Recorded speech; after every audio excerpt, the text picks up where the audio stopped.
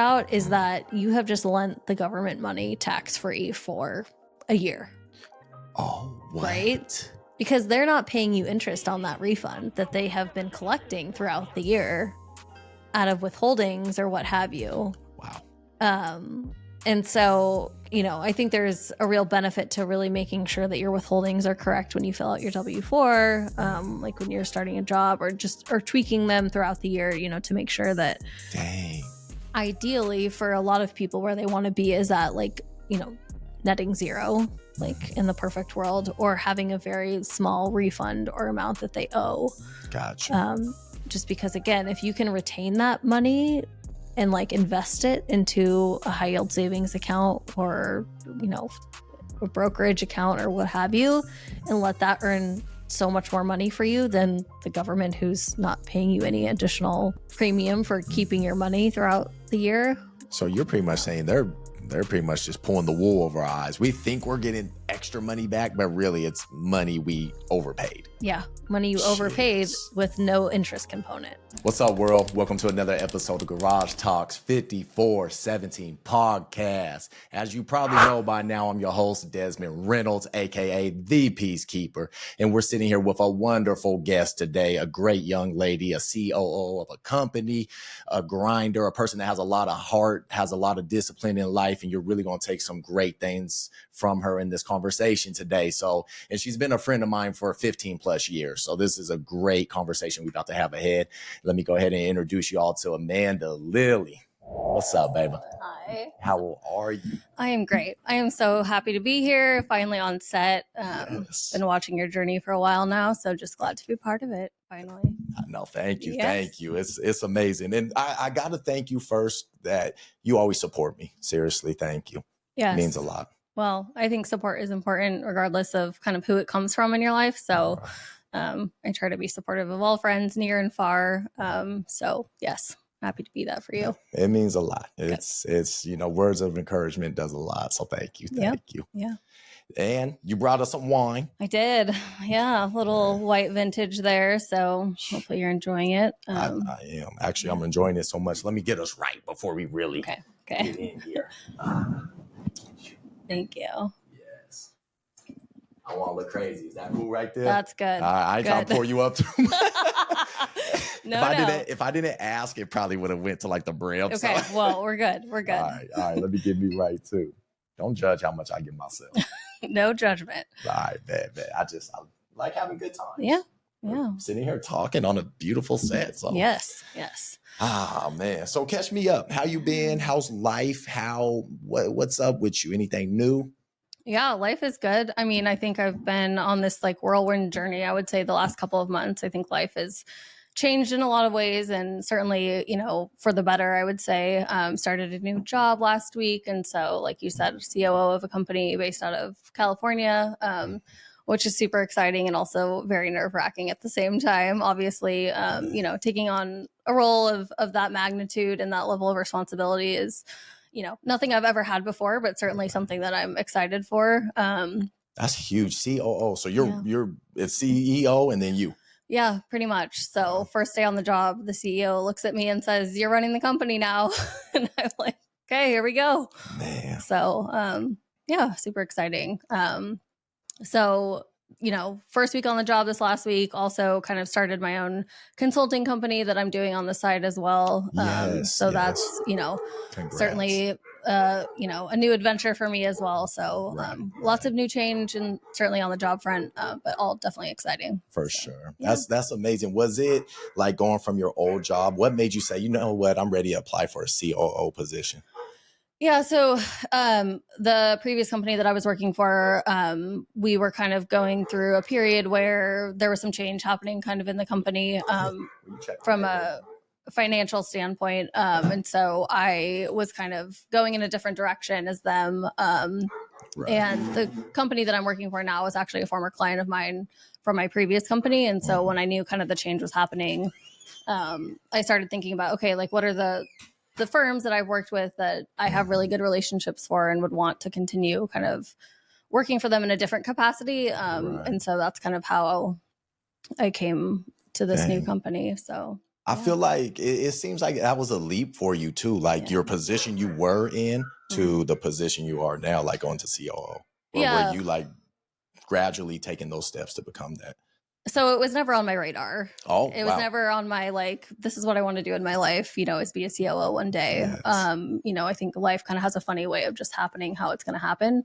And putting things in front of you that maybe you didn't think you were going to put in front of yourself. And so, yeah, I mean, it's a huge leap. And initially, I think when I heard kind of the role title that this company was looking to hire for, you know, I really had to pause and be like, you know, this is a lot of responsibility. And I think if I'm going to take on this role, I have to feel comfortable that I'm going to be okay and that I can live up to, you know, their expectations, and also that I'm going to be happy you know, doing this. So I know your bag's secured, so you happy. Yes. I mean, I've been very humbly fortunate. Yes. Like, I mean, I'm just very grateful for everything that I've for sure had and the success that I've had in life. And, you know, it's come with a lot of hard work. I will say that. It hasn't just necessarily been given to me. I was going to say that hard work and money just go hand in hand. You are a hard worker. You bust your butt. You tell me about it. And so it's just cool seeing my friend become that. When you walked in here and said COO, I was like, oh shoot. Well, I'm CEO around here, just letting you know. Yes. Well, I felt like I could safely express my new job title, knowing kind of where you're at in your journey. So, yeah. That's awesome. Yeah. That's so cool. So with this so you were traveling a lot, and now you just go to maybe California? Yep. Okay. Yeah. So the previous job that I held, I was a consultant and traveled around the country, actually North America. I went up to Canada and Mexico for that job as well. And then all over kind of the US. And so was traveling a lot. You know, there were busier times of the year that the travel was a little bit more concentrated than others. But yeah, I mean, great opportunity there, like super blessed and thankful for being able to see parts of the world that I never probably would have seen otherwise. Right. And obviously like develop relationships with people along the way. And so, yeah, got to see some really cool places. But now kind of moving into this new role, the travel is just going to be likely down to California. There's probably opportunity in the future to go different places for kind of like some retreat type situations with them. But their office is in California, so that'll be the majority of where I'm going. Are you excited about that? Yeah. I mean, you know, travel has its pros and cons, right? And I think there's a lot that people, I think, don't see from the outside looking in when somebody's like, oh, I travel for work. And you're like, oh my gosh, that must be so amazing. And I was one of those people, right? Like I am too. When I see your story and stuff, I'm like, oh, she's here this week. Like, whoa. Yeah. And again, don't get me wrong. I don't want this to come off of like, I'm ungrateful or that wasn't like a super exciting time for me. But, you know, I'm very much somebody that likes a structured routine and is very organized and, you know, doing like eating at the same time every day, like knowing what I'm going to be eating, like going to the gym at a certain time and knowing what that routine looks like. And when you travel, especially when it's for clients, like you're kind of at the mercy of their schedule and kind of what they need you to do. And so, you know, that kind of gets flipped upside down, right? And you kind of have to pivot and adjust kind of on the fly. Definitely. And obviously there's some things that just are not going to be available to you, you know, like food wise, like I can't control necessarily all the things that I'm going to be able to eat, you know, in a day. So like, I can imagine you're trying to be on your health is wealth journey, trying to be healthy. Yeah. Sometimes you got to sacrifice and just eat this food though. Or clients are like shots and you're like, oh shoot. Like, I don't know. They're trying to take shots. Oh, will you take it? Every once in a while. Yes. But like, I think when I first started that job, like I was a little bit more like, oh yes, you need to do this because like you're with a client and like you are just going with the flow and want to leave a good impression. Right. And I think it was only until like I started doing that all the time where I'm like, oh, I can't keep this up. Like, you know, like I have to be true to also like, you know, what I want and is good for me. And absolutely. Not that. Oh, that's so interesting. Yeah. Yeah. So you're in a whole different city. You're with some clients. You're doing all their tax consulting. And they're like, oh yeah, let's drink. They're like, yeah. And granted, like, I mean, it's not like at weird times of the day. Like it would be with dinner or something. Or, right. All the hard work. After hours. Yeah. Like, you know, celebrating or like they, you know, for them, that's like showing appreciation is like, oh, let's, you know, have drinks and more drinks and more drinks. And I'm like, Gosh, yeah, I'm that's good. true. I'm good. Ooh, saying no is a talent to that, I bet. It's like It is. Yeah. because Yeah. people love to drink, man. I'll be They like, do. slow down. Yeah. Yeah. Oh, And some more than others too. Like for some clients and people, I think it's like it's their go-to like social outing or outlet, whatever. right, right. And for me, that's just not it's not my first choice, right? For So sure. it became Yeah. challenging. So Is it so? I'm so curious, like Yeah. traveling so much. So, Yeah. how long do you think you were good with it till finally it hit you where you're, I'm tired of being on this plane again? Because I got back from Arizona, and when I went to AZ, Yeah. my buddy he's back and forth every other week. Mhm. Wow. And so we get on the plane, and the crew actually was like, "Oh, hey, Yeah. again, how are you?" And I'm like, "Dang, you're really on here a Mhm. lot." He's like, Yeah. "Yeah, man, it's crazy." Yeah. How long you think in your 4 years that you were finally like, ugh?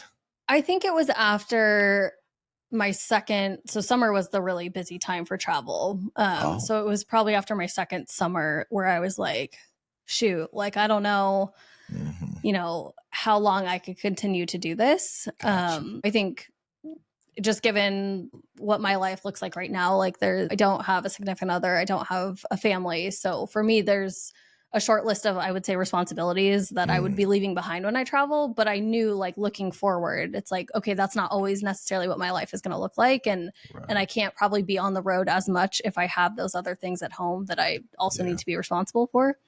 So it was after that second summer where I really started thinking about, you know, long term, I don't know if this is what direction I always want to be heading in.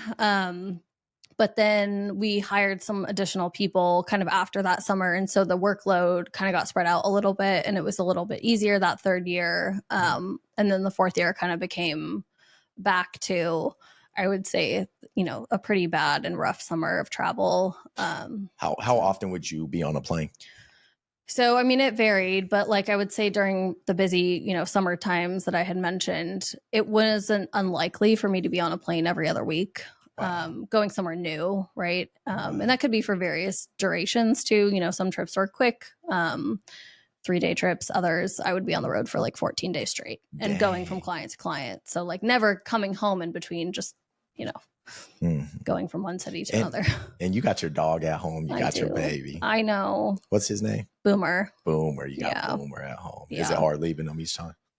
It's gotten easier, but yeah, it's still hard. And, you know, I certainly think about him when I'm gone, but he's living his best life at grandma and grandpa's house when I'm not yes. around. So I don't think he necessarily probably misses me as much as I miss him when I'm gone. Right. So yeah. That's so cool. Yeah. Gosh, what would you say? What's like your favorite trip you took? Like what's one state or city you're like, okay, you know what? Yes, I'm going here. Yeah. So there's probably two that come to mind immediately. I got the opportunity to go up to Canada to Banff. Oh, nice. In January. So like when there was snow up in the mountains, and I would say like that trip I will probably never forget in my life, just because it was first time to Canada, seeing these mountains that were like snow covered. I mean, in growing up in Oregon, like we obviously have mountains here, right? But like, and we think they're great, and they are great, don't get me wrong. But like when It's you different see over there. when you see mountains in Canada, like it is like breathtaking. Wow. And just waking up from your hotel room and like the window in front of you, and you're just like seeing this mountain line, like Oh man. just unforgettable. Oh my gosh. So that was one that comes to mind. And then one of my clients used to be based out of Iowa. And they took us for part of like a strategic planning retreat that we did with them. They took us to like a Chicago Cubs baseball game and like rented out this huge suite, and all inclusive, everything was paid for. And so that was just like a super cool experience that probably would never get in my life outside of that. And so that was like super awesome. That's some good perks of the job right there. Yeah. And like I said, there was so many pros to travel. You know, For sure. clients paying for everything, like obviously. I had a friend, she does similar work to you. She does it here in Eugene and then would travel. She would use her personal credit card. Oh, yeah. Learn that quickly. Get the points. Get the points, get the miles, and then just get reimbursed from the employer. And yeah, like that, again, on the perk side of it, like that has been able to, allow me to rack up so many benefits on my personal side so that I can travel, on trips that aren't work related and I don't have to pay for them. Yes, that's what I'm saying. Which is super nice. But also when you're traveling so much, the last thing you want to do when you're not traveling for work is travel somewhere else, even if it's for, your personal. So I was going to ask that. Yeah. So like, if you want a personal trip, is it kind of just whatever at that point? You're like, Yeah. I mean, I think, don't get me wrong. Like I still travel, for personal stuff. But it's harder to enjoy, to feel like I'm truly like letting go and relaxing and like getting that reset in when it's like, okay, great. Like I'm gone, for a vacation for a week and then I come back and it's like, okay, well next week now you're going for work somewhere else and turning that switch each time. See, it's so fascinating to me, man, like for real, because my job that I worked, I was in the same building day in, day out, your standard just 9 to 5 building. So when I saw you working your job and others, to me, I think it's amazing. Like, I'm like, that's so cool to me. I know you, but also in my head, you're working. Yeah. But part of me was like, oh, hell nah, you good. You get to go here this time. Yeah. You get to go there that time. That was cool. Yeah. So it's just funny to see the different contrast between your work life, my work life. Yeah. As Garage Talks picks up now, yes, I'm seeing myself kind of go places some more, but well, you just got to do like remote sessions now. You gotta travel, take the set with you, and then record from all the places around the country. Lito, pack our bags. Let's go. Pack your bags. I'll pack mine. Let's go. You just got to invite me back when you're in one of these, nice cities. Yes, I got you. I'm surprised you would travel still, even though it was after COVID. I'm surprised it was a lot of it wasn't remote. Is that because your employer or the clients would be like, nah, we want you here? Yeah. So I started at that company in 2020, summer of 2021. So yeah, like the pandemic was still, certainly a thing. But we still had clients where, they felt comfortable. And obviously like my employer was never forcing the issue. So if there was a situation where I felt uncomfortable, traveling for whatever reason, or were sick for, whatever, whether it was COVID or otherwise, they weren't in a position to force me to do it. So that was nice. But yeah, there was a year there where things were still kind of a little bit iffy. But now it's fully back to normal. Pretty much normal. Yeah, back to it. And it's cool to hear, because I mean, a lot of people just opt for online Zoom sessions and stuff. Yeah. I'm old school, not gonna lie. If I needed to link with somebody, I want this right here. Yeah. I like this. I've had so many people, Amanda, can you do remote with me? Can we do a remote Garage Talks? You should see. I'm not. It's different. My personal Instagram or something, I'll go live with someone. Yeah. But as far as like a Garage Talk session, nah, I love this. Come to the compound. Let's talk. Yeah. Well, and I think that was one thing that we definitely talked about regularly at the company that I was at was, we'd have clients that were like, oh, can you do certain things remotely? And it's like, yes, but, there's just a different level of like vibe, if you will, and like a level of sophistication and like, this like camaraderie idea. And like, you could probably still get some level of what you're looking for out of, a remote session. But I do think there's a lot of benefit to the work, at least that we were doing, to having kind of in-person sessions and being able to, meet face to face and have those business meetings together. So is it a trip to you? So when I was in the AZ, just seeing different people, I was blown away. I was at this place called the Hitchin Post, right? This already sounds great. Great time. Yeah. You ever seen Dust Till Dawn? Mm-mm. Oh, it reminds me of Dust Till Dawn, old movie with George Clooney. Shout out Dust Till Dawn. Okay. But I get there and let's just call out the elephant. I'm the only brother there. Yeah. I'm the only brother, y'all. This last week, I'm the only brother. Yeah. Cool. Whatever. I'm aware of it, but me being me, cool, whatever. Yeah. Sit there, cowboys. I'm like, whoa, that's a real cowboy. Look at him. Smells like it, looks like it. Yeah. He is a cowboy. Yeah. Because I was outside of Mesa. Okay. Yep. And it was deserty. And like seeing cactuses. I just don't see cactuses. Not big ones like that. Right. And they're everywhere there. Everywhere. Yeah. And did you know that like the cactus that has more arms, the older they are? Oh, no, I did not know that. It's crazy. Okay. I was told that if you see a cactus with 2 arms, it's probably 120 years old. Wow. 140. And it's illegal for you to ever try to chop it. Interesting. So I was like, oh, okay, cactuses everywhere. Yeah. So I was like, this is real. Yes. So for me, it's just I was mind blown to just see different people and interact with them. Great time. Yeah. Kitchen Post was great. I had some wings called Mo Crack. Oh, Okay. amazing. So can you like line dance now too? Oh, no, I didn't get that far. I didn't get that far. Okay. Didn't come back with a pair of cowboy boots or like a massive belt buckle or anything like that. I was tempted. Yeah. I think if I was in Tennessee, yes, they might have got me. Yes. Or Texas, maybe. Or Texas. Yeah. Texas. Yeah. But it was just so interesting to leave Oregon. Mm-hmm. My last trip was Colorado 7 months ago. Okay. Yeah. I mean, I got puppy, so I was just kind of stuck here raising her. Yep. But like for you to travel, is it always interesting? Do you people watch and be like, whoa, look at this? Yes. I mean, yes. I mean, there are like different people, different walks of life that I have encountered. That for me, it's like that's so enjoyable for me to like see these different perspectives and like hear how people think and just like their life stories and you know kind of what makes them and what makes them tick. Like I love that type of stuff. Me too. That has been super fulfilling, having been given the opportunity to travel as much as I have and to go to all these different places. For sure. So yeah, like I enjoy it. I've seen a lot of different people, a lot of different walks of life. You've seen a lot, I bet. Yeah. And I think there's still so much more too that I'm realizing that I want to see, you know, in the country that I've just not ever been to and probably wouldn't have thought to go there. But now that I have traveled and gone to places where I hadn't thought to go, I'm like, no, I should go there and just kind of see, you know, what that state or what that city has to offer. Absolutely. Yeah. I know leaving my job, it just opened my mind just the day I left.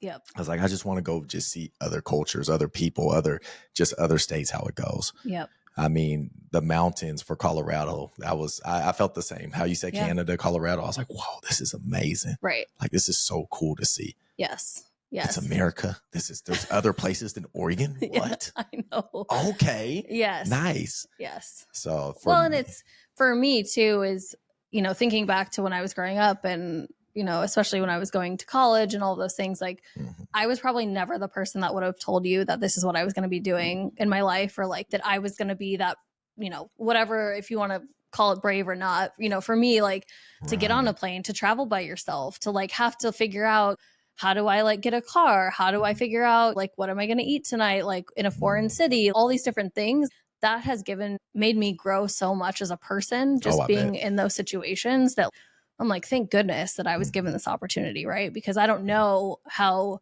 sheltered I would probably still be if I, you know, wasn't. Absolutely. So I agree. I definitely, I heard this guy say traveling is the best teacher. Experience is the best teacher. Yeah. And it is true. Every time I travel, something comes alive in me, regardless what it's for.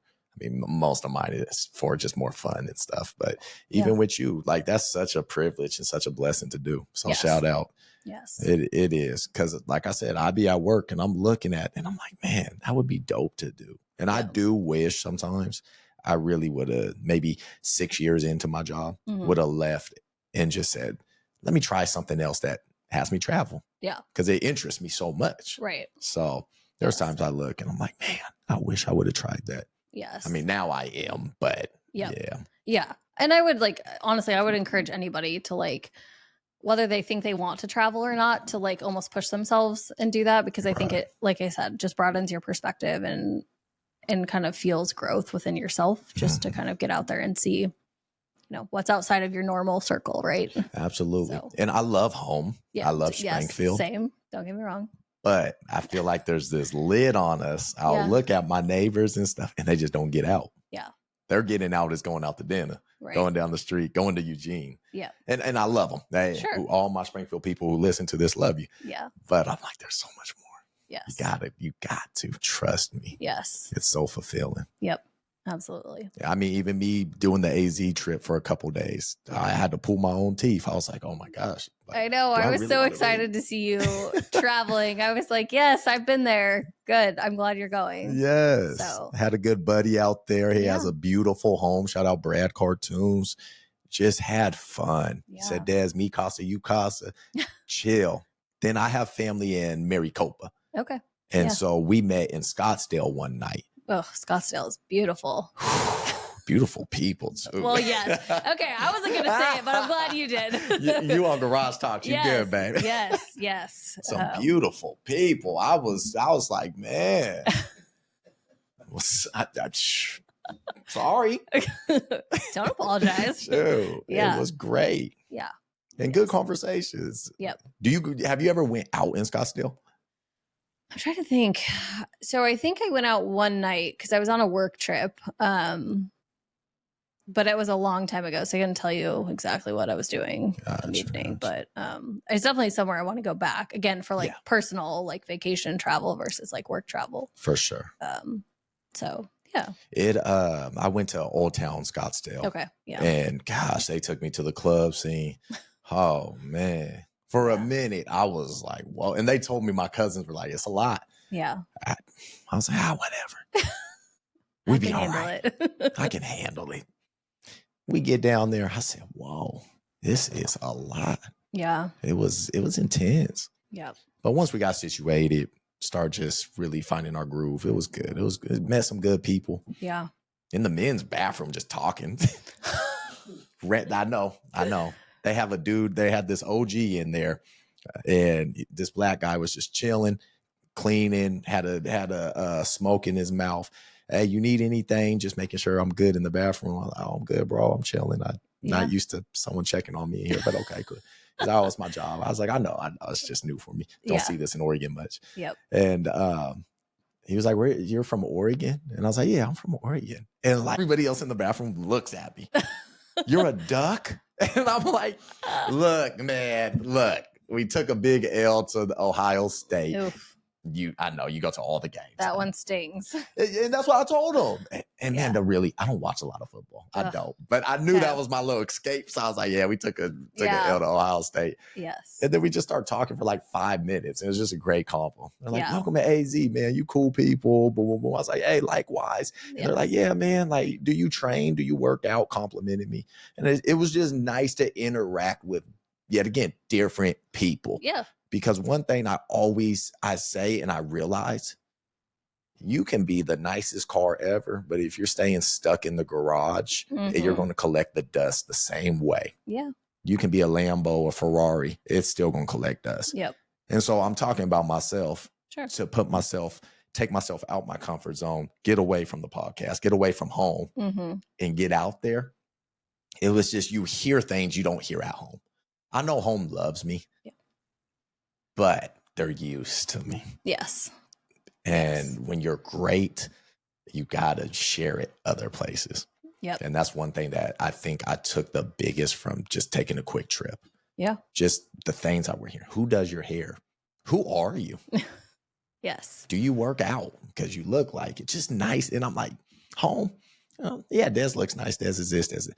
But other places, I'm like, damn, okay. It reminds you. It's a good reminder. Like, bro, you're doing this. Yeah. You good. Yes. So that was probably my biggest takeaway. Yeah. Yes. It was good. Yep. Least favorite place to travel. What's the one that pops up where you're just like, ugh, yeah, that day. Gosh. The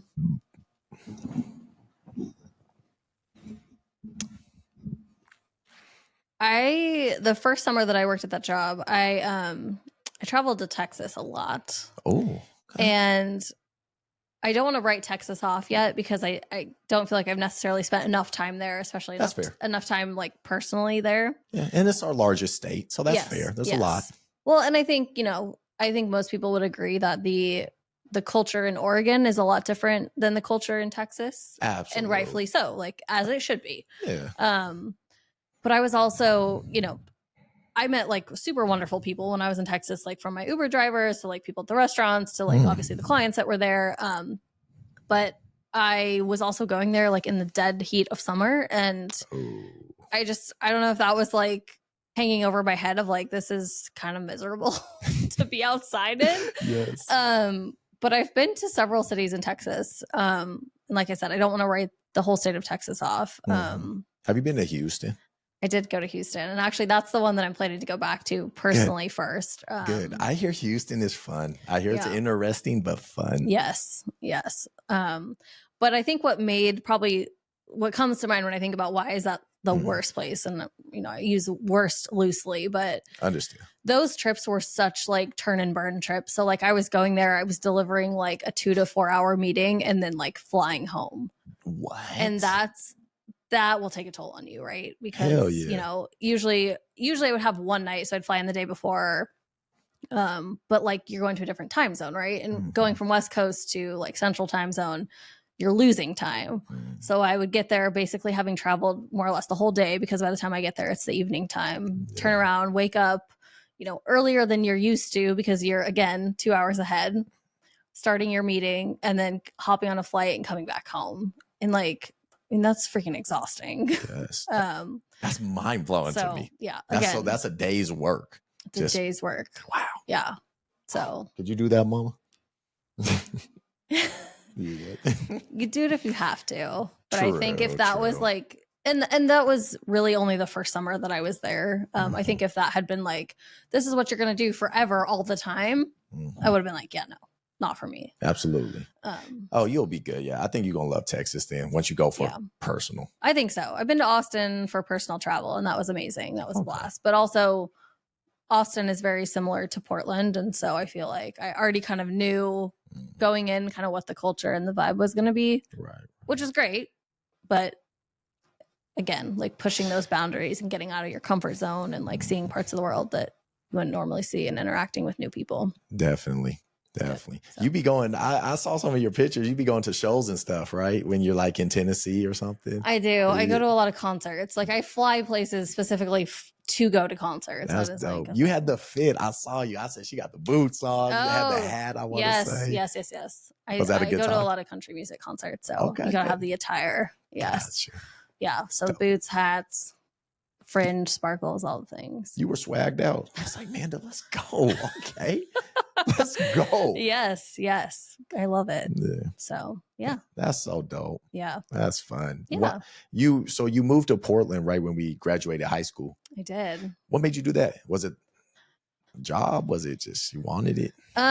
So I knew I wanted to go to a bigger city for college, having grown up in Springfield my whole life. I was ready to kind of get out of the town that I knew oh so well, but also didn't want to be like super far from family and home. And so Portland felt like the right kind of in between, if you will, like not obviously a huge city, but a big city to me, having grown up here. And so went up to college there. So that's where college was for 4 years. And then what college? I went to Portland State. Oh, okay. Man. Yep. So did my undergrad and graduate work up there. Nice. And then got a job, out of college to start at an accounting firm up there. And so just kind of stayed up there ever since. So yeah, that's been home for the last, dare I say, 15 years now. That's wild. So, damn, time flies. I know.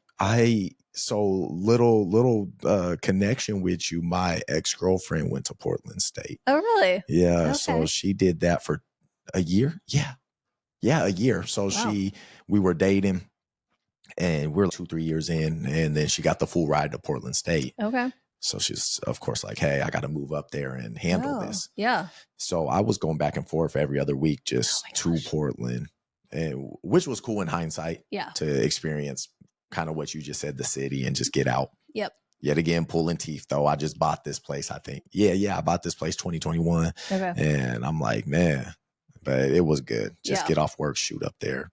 Yeah. Eat some good food, because Portland do got some good places. They do. Yeah. A few more places than Springfield does too. So a few more. That's nice. You just got to ignore all the craziness going on and you'll be all right. Yeah. There's a little bit of that up there too. It's a little something. Yeah. Does that ever bother you, or are you just kind of used to it now? So it's funny because when I moved up there, I was obviously going to school, downtown in Portland. But I'd never have lived in like downtown proper area of Portland. I always would commute. And even when I started my job, I was commuting from probably I don't know, anywhere from 10 to 15 miles outside of the city into the city, every day. But when I first moved up there and was going to college, downtown Portland was just not what it is today, right? It was much more lively, and the problems that exist today weren't necessarily problems that existed back then. Because that was what you're doing that right out of high school. So 2011, 12. Oh, you're gonna age me now. Hey, we graduated the same year. So when she says that, we're in but this we're together. young. Okay, let's we get are. that right. Yeah, Yes. we're healthy. We lift weights. We're good. Yes. So 2010 was when I moved up there. Okay. And like I said, just entirely different than what it is, today. Yeah. And I think, the years of 2020 to 2022 really kind of did, in my opinion, downtown Portland and specifically in some of the closer surrounding areas. And obviously Portland is not fully recovered from all of that. And so I was up there not long ago. No. Yeah, it's sad to see because, obviously having seen it looking very different, like to then see it how it is today, you're like, oh, like it's unfortunate, right? It is. I have family up there that was grown up there and still there. And even they're like this. Sometimes we ask why we even live here at times. And in all due respect, they live there now. And but it's home. And I mean, same with me. This is home. But it's the before and afters. Woo, yeah. And I still don't live in downtown proper. So I feel like I'm very shielded from a lot of, that, there's not necessarily the homeless problem or like all of that in the neighborhood that I'm in. So again, I'm really not really exposed to it. But obviously when I go into downtown or some of the other surrounding areas, like I still see it. So yeah. I remember one weekend we was downtown Chinatown. Shootout happens. Yeah, Chinatown's like, rough. Dang, man. I was just trying to get a cup of coffee. Damn. my girlfriend at the time's like, don't start. Because I was about to hit her with the, see if we was at home this weekend, we wouldn't have to worry about it. She knew. She looked, don't start. Yeah. I'm like, man, people run into but I was just like, God got us through. We're fine. Nothing happened. It's still scary though. I said, take me to Clackamas Mall. I need to look at something nice. Yeah. So the wild thing about Clackamas Mall, and I'll never forget this, and I don't know that I've been back since. There was a shooting there years ago. Like I think I was still in college at the time that happened, but I had been at that mall like the weekend before that shooting happened. Is that the outdoor mall? No, not outdoor mall. Okay. But yeah, and I just remember thinking like, oh my gosh, like thank goodness I was not there the next weekend, right? Because that's when all that happened. So yeah, again, just like unfortunate stuff like that. I mean, granted, like that stuff happens in places other than just Portland, but absolutely, we just have had not exactly the best track record of that happening up there. So yeah, it still has its beauty parts. Don't get me wrong, I'll still go up there. It's just like you said earlier, before we just know what it was to how it's became. It's like yes, man. Yes. Yeah, when you're on the outskirts, I feel like it's better. I got family in Tyler, where you at? Wilsonville. Oh, okay. Yeah. So, which is great. Pretty far outside of the city then. Yeah. Yes. I live on the west side of town, and I will say my neighborhood is decently safe. So I have no concerns, which is nice. Good. Yep. What's like your favorite places to eat? Because I would be that's what I think. That's how I really gravitate towards you. Seriously, man. I see you post the food, the dessert you put. You guys, she put something. I'm putting you on blast. She puts a dessert on her story, y'all. It was a beautiful ice cream something. It was yogurt. So I'm gonna say it was healthy. Okay. Yeah. It was yogurt. Cool. Even if it wasn't yogurt, it's healthy. It looked amazing. It was so good. And you guys, I was like, please tell me this is in Portland. I wish it was. But funny enough, that restaurant that I was at has like their own cookbook, and that dessert was in that cookbook. So I have that recipe now. So I'm on a mission to recreate it. So as I perfect it, I will bring some to you so that you can experience it without having to travel to the East Coast. Please do, or I'll come up to Portland. Okay, it's cool. That's even better. Care. Even better. Because that thing looked amazing. It was so good. Yeah. I ate it all and had no shame. I give you props that you take care of your health. Because if I was traveling and eating, oh my goodness, I'd be in trouble. I really would. Yeah. Well, it's easy to get swept up into, and this is the thing, I learned this very early on. What's that? Is like, you cannot treat every work trip like it's vacation. Okay. Right? Okay. Because then the amount, or at least the amount that I was traveling, because that's like every other week and you're gone for, I don't know, 2 to 4 days. Like I can't just throw diet and exercise out the window. Like you have to function as if you're still at home operating in your normal routine. Otherwise, granted, like I still live, you know, a little bit. Right, like, right. I still want to enjoy myself. But like just being more mindful of that's true. I'd be the hurt. choices. So I don't know. I'm thinking of this right now. I'm just thinking of me, let's say 7 years ago, and I'm doing a job similar to yours, like traveling and just have work. And then, oh, Des, let's all go out to eat. 7 years ago, let's see. I'd be 25. I'd be hurt. Yeah, I'd be hurt. I would, because people like, oh, Des, come on, let's go eat. We got you. Yeah. I would be like, come on. All right, let's go. What you want? You want some barbecue if we're in Texas? Yes, I want barbecue. Like I want it. Yes. I'm hurt. Yes. It's so I give you props. Yeah. Well, I mean, it's hard, and there's definitely times where I'm probably not as diligent as I should be. Good. But, live your life. But yeah, I also like don't regret it at the end of the day, because I'm like, we'll just make up for this next week in the gym. So yeah. We're gonna lock in back at home, man. Yes. So, but you're good at baking too. You don't know this. You are just assuming this based on pictures, but I think I've got probably a decent amount of skill baking. I mean, I do really enjoy it, and I've been doing it for years, but is that kind of like I haven't brought you anything yet, so you don't know. True. I haven't tasted nothing. That's true. That's true. It's all good. Yeah. But yes, I do bake. The problem though is that I don't tend to usually like, especially sweet stuff, like overly sweet stuff. So I love baking, but I don't necessarily like eating it. So that's challenging. So my neighbors, my dear neighbors, love them. They are the lucky recipients of a lot of food in this neighborhood that I'm in, because they're like, why do you make? And I'm like, because I just really want to make it, but like, I don't want to eat it. Right. And like, you're here, so you should enjoy it if I'm not going to.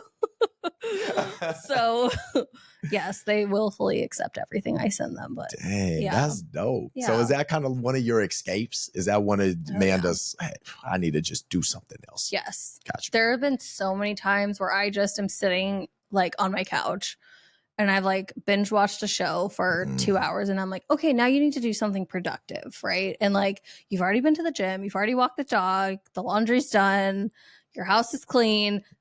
Okay, let's do something in the kitchen, right? Yeah, and for me, that's sure. like such an outlet, and it always has been since I was young. But it's funny because people just assume when I tell them that like, oh, she can just like think of something to make on the spot and then go make it like from like scratch, basically, or like not a recipe. And that is so not me. Like I have to still have the recipe. Oh yes. Okay. Yes. Like, do you just look on Pinterest or something? So I have Pinterest. I have like a whole bookshelf of cookbooks. Okay. And like, it's just like, sometimes I'll just be sitting on the couch also just like flipping through them. Like, okay, what am I going to make next? And like, you know, earmarking all of that. But for me, I just love the like idea of like having it laid out in front of me, like following the steps and the directions, and like, oh, it is so like cathartic for me. Hey, that's amazing. Yes. Really, so. that's awesome. More people need that. Yeah. One thing I realized, a lot of people don't have getaways. They think the gym's a getaway, which it is. It's a part of it. Sure. But we be at our houses for so many hours, so many days a week. Yeah. You got to have that getaway. Yes.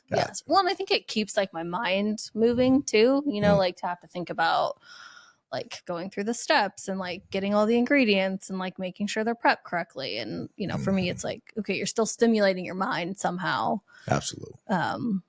But yeah, so people are like, how do you like cook all this stuff? And I'm like, I just follow a recipe. And they're like, but I can't do that. And like, for me, that's so hard to comprehend, right? Because but you just add the flour and you like mix in the butter. Like, I don't understand. Oh, they're saying like it's just too complicated for them? It's like complicated. They're like, I can't cook. Like, and I'm like, well, I don't just like freeball it. Like I'm following instructions. So like, get half a cup, put that. I ain't gonna lie, I might be one of them sometimes. I get a little intimidated. This is where my only child kicks in. Are you an only child? No, you got your sister. I got a younger sister. Yeah. Yes. So my only child, I mean, my parents took care of me. They did. And when my dad cooks, he don't usually measure too much. He don't measure too much. Yeah. But it's soul food. So when you're doing soul food, it's kind of. But see, I envy those people because I don't have it in me, and I don't know if it's like I don't trust myself enough to just like wing that. Oh, it's crazy. My dad, let me tell you right now. Yeah. My dad will yell at the dog, tell it to get outside, check on me if I'm doing homework. My mom will call him, and this dude still has a Black and Mild in his mouth and he's cooking. Wow. It's the most magnificent thing, and the See, food is I amazing. envy that. Like, that is multitasking to the nth degree right there. Right? Yeah. And I'll ask to this day, hey, you need something? Nah, focus on your stuff. I'm like, okay. I got it. Yeah. Doing dishes while he's cooking, man, it's mind-blowing. I was I like, feel dude, like I need to take lessons from him because it's impressive. He don't bake much, but his cooking, Okay. girl. Well, maybe between the two of us, we got it covered. I think we do. I really do. It's Okay. pretty mind-blowing. Well, yeah. if we need to like have another business venture in life, maybe that's the direction we're headed. Honestly. I'm gonna start with Desi juicing and then we'll see from there. Okay. I need to get back to that. I'm working on it. So. Yeah. I was gonna ask you how that was going. Gosh, it should be going great. Okay. Now that I got so much more time. Yeah. Need to get back to that. So yes. I haven't really pushed on it as much since I left my job. So it's like, oh, Des, give it a shot, man. Yeah. So we'll see. Well, I know I've been lucky to have some of them and they've been delicious. So thank you. Yes. Thank you. A lot of love put in that, I promise. Yes, I believe it. Yeah. Dang, so you be baking for your neighbors. Lucky. Yeah, you need to just next time you're in town, especially when season's going for Oregon Ducks. It's like Des, well, I'm here all the time. Yeah. Okay. Well, I never know too, because I always want to be respectful of like people, like if they're, on a health journey and like they're like, oh, I'm like trying to avoid this type of stuff or whatever. Like I don't want to like inundate them with here's a bunch of crap that I made. Like enjoy, right? Saturdays are my cheat days. Oh, well now I know. Oh, you shouldn't have told me that because that's all the home game days. So I'm going to be in town. Saturdays are my cheat days. Those are my days I tell myself, let loose, boy, have fun. Okay. Well, then I will add you to the fall schedule because I will be down for all those home games. So I can make a little delivery stop. Did you go to the game in the Rose Bowl? I did. You did? Okay. I did. That was, it was so sad because it was my first time ever going to the Rose Bowl. Oh, wow. Really? Yeah. It's been on my bucket list for my entire life. And the last time that the Ducks were in the Rose Bowl, I was not able to go because I had a family wedding to attend. Well, congrats on going. I know. I still am happy that I got to go. Like it was still a good experience, but darn, do I wish that outcome was a little bit different. But yeah, it was gorgeous. The weather, like seeing the stadium being like, how iconic that is. I got to see a couple of like old Oregon football players that were there that I like obviously knew from watching, my entire life growing up, nice. being at the game. So it was like cool to see them there. Yeah. I went with family. So yeah, it was still like super fun, but obviously we didn't win. So there's that, but man, the whole city was sad. I know. It's so sad. And I try to not, I was actually so funny. I was talking to my dad about this today. I was like, they still had a good season. Like, I think people forget that because they're just so caught up in the last game and like the outcome of that. But it's like they went undefeated and they won, the Big Ten, their first year in that new conference. Yeah. Like, there's still a lot to be proud about, right? Definitely. So it's like life. You rather lose early than lose while you're gaining momentum. You feel me? Yep. Golly.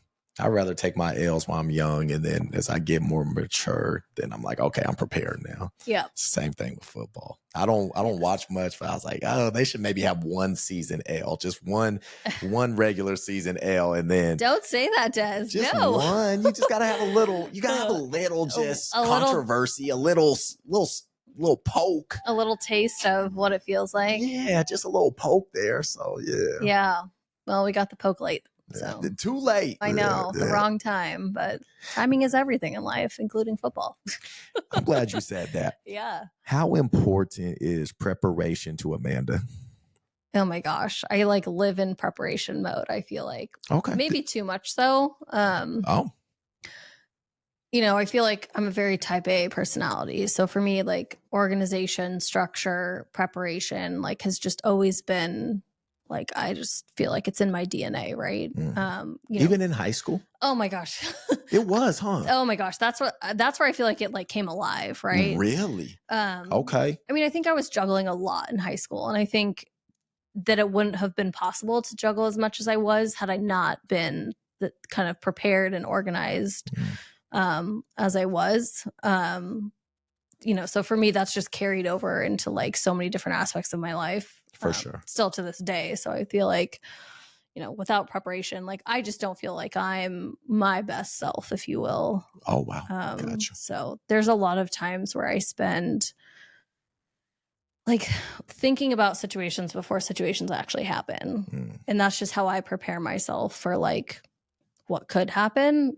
And also just know that like, granted, there's always going to be things that come up that you're not prepared for, right? Absolutely. Like that's just inevitable. Yes. And I've accepted that. But I just think for me, like when I'm operating at my best, it's like thinking through things and like, okay, like it could go this direction or this direction or this direction. And like, what are you going to do in each scenario? So I feel you on that. Yeah. So the great Charles Barkley always said in the NBA, you need to have 2 or 3 moves. And a lot of people look and go, in the NBA, you just need 2 or 3 moves. And he said, yeah, you need your go-to move, but then you need a counter. Yep. And then sometimes I'm pretty sure he said you need a counter to a counter because you could do your go-to move, but they're prepared for it. Right. Okay, let me counter it. And if they're not prepared, cool. Then try the 3rd time. Oh, if they're still on you, okay, pass the ball, give it up, whatever. Yep. And I took that to life.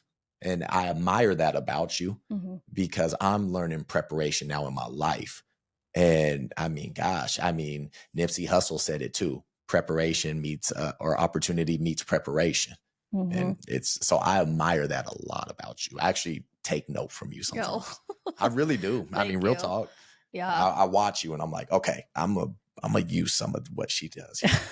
Still learning, but yeah. Yeah. Well, I mean, I think we're all still learning. That's the thing. Like, I mean, I'm still learning. Like, and I think sometimes like I get into a situation where like I'm like almost overly trying to prepare myself or like make a decision. And I think this like whole idea of like decision paralysis becomes a very real thing for me, where it's like sometimes you just gotta like go, right? And it's like in the moment you got to make a decision and like not think that you need to run through 100 different scenarios before like you make that decision. And so like for me, that's where I'm learning to like be more comfortable for sure in that type of environment. So absolutely. Yeah. That's cool though. The preparation really, you asked me earlier before we record, you're like, are you nervous? Are you this? And I know my mom answered for me, but I stay ready. I stayed ready this whole week for Amanda.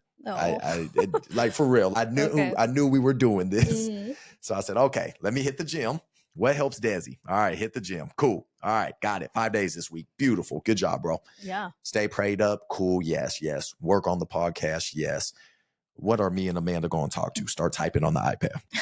So in a way, yes. Yet again, I prepared for you. I got ready. It wasn't just like, I'll roll out of bed and let's have this conversation. Yeah. It's my way of preparing and it works flawlessly. And us being friends too, I know it helps. So yeah. Yes. Well, I mean, I think I admire the people that can do kind of like what you just said. Like, regardless of your preparation up to this point, you can still roll out of bed that day and be like, I'm ready to go. Like for me, I think there's a lot of times where I roll out of bed and regardless of how much I've prepared, there's still that pause, right? Of like, but are you truly ready? Like, have you truly considered everything that could possibly come your way? And again, it's coming to the realization that like, you're never going to be able to fully get there. Gotcha. Like you have to be able to operate in that uncomfortable zone. For me, at least, that's the uncomfortable. For some people, like that's how they thrive. And I'm like, I admire that about you because that is not me. No, that's real talk. Yeah. That is. It's cool. I just have to find the balance. I love because work in general things I can use. That's fine. I can kind of freestyle some things. Yeah. But I'll be honest, I've had times where I procrastinated. I get that from my loved ones. I love my loved ones, but we procrastinate at times. Yes. And it's hit me in the butt where I'm like, damn it, Desmond, you knew better. Yeah. Like, you knew better. Yep. But lesson learned. Yeah. Well, and we're not perfect at the end of the day. Like we're all going to have moments where like things happen. We're not our best self. And it's just kind of how you overcome that and move forward and learn from it. Right. How you overcome that? How do you bounce back and just, have you ever like tried to not be so prepared? And then it's like, ooh, I didn't like how that came out. I think I haven't necessarily intentionally done that. I think I've been put in situations where that just naturally happens. I think a lot of the jobs that I've had in the last 4 years, like being a consultant, right? there's a lot of ambiguity in that field in general. You know, like Gotcha. you can go into an engagement thinking that you've prepared your outline, your agenda for the day. You're having a conversation about this topic for 2 hours. And then all of a sudden, like halfway through, like everybody's just done talking. Oh, yeah. And you're like, shoot, okay, well, we've got like another 90 minutes set aside for this. So like, what are we going to do? Like, how are we going to pivot? Right.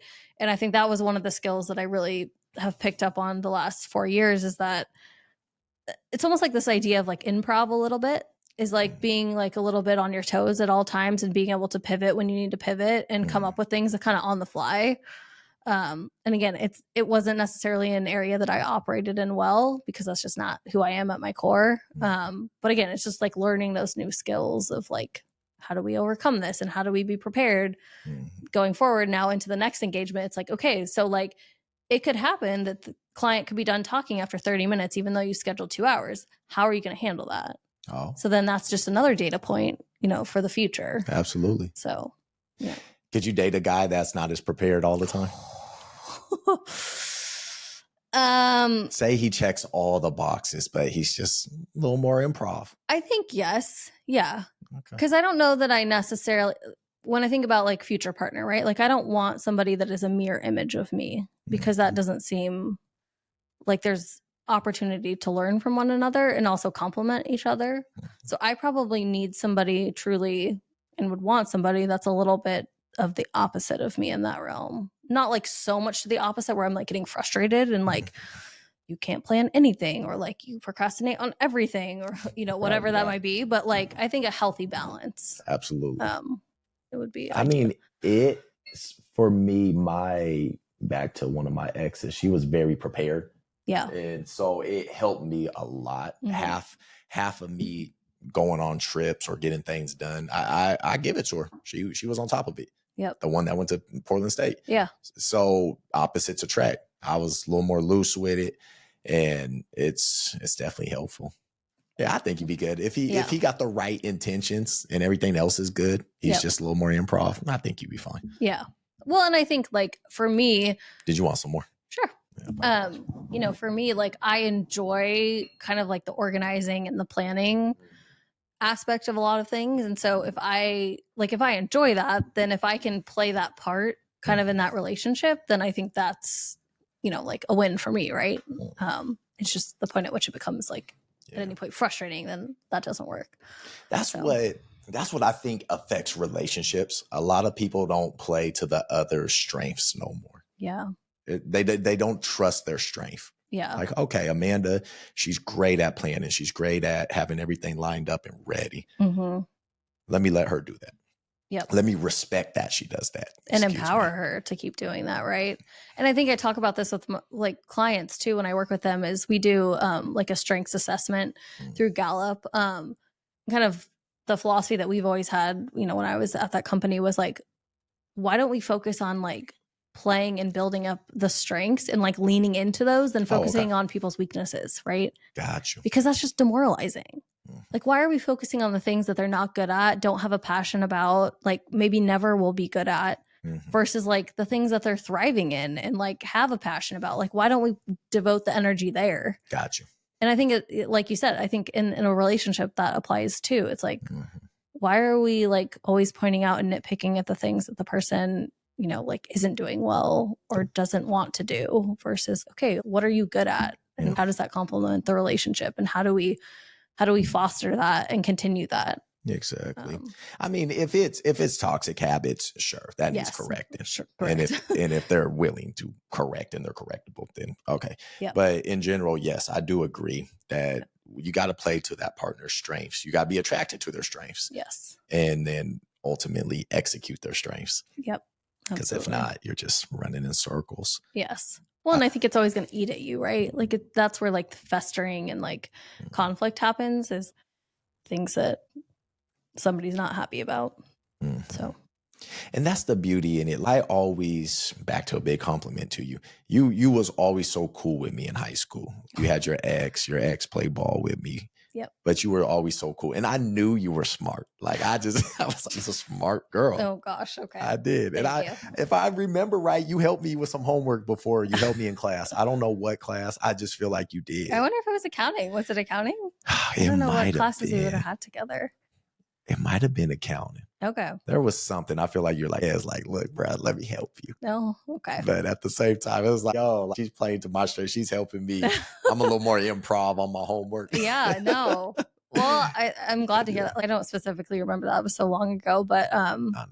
I like to think that I'm helping people, especially if there's something that I know that they want to know or need help with. Like, well, you do. You do. And it's cool that you lean in with people. I just think that's super dope. Yeah. That's a great trait because not a lot of people say something or observe from afar, but I feel like you kind of lean in, whether it's bit you before or not. Yeah.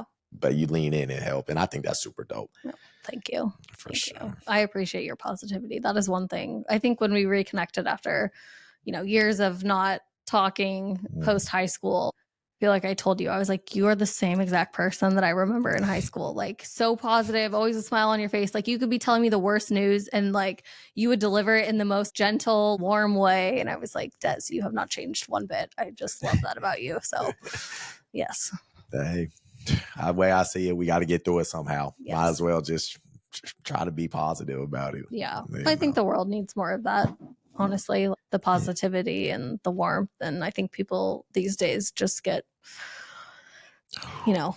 we go on and on about this, right? But they just tend to get really down and like be in a dark place and cast this dark cloud over everybody. And that has just this infectious, energy that isn't obviously necessarily good and what helps the world thrive. So, but what I've noticed, and this is tough. I'm not trying to pick at it too much, but I've noticed the toxic positivity as well. Yep. Yes. And it's like, for me, it's a balance. Like, I'm not saying you should be just negative one day, but sometimes the truth hurts and you just got to be upfront with it. Yeah. But when you see so much, I call it Instagramming. Yeah. Hey, this is positive. I got this brand new Ferrari, or this is positive. Look at all this money I got.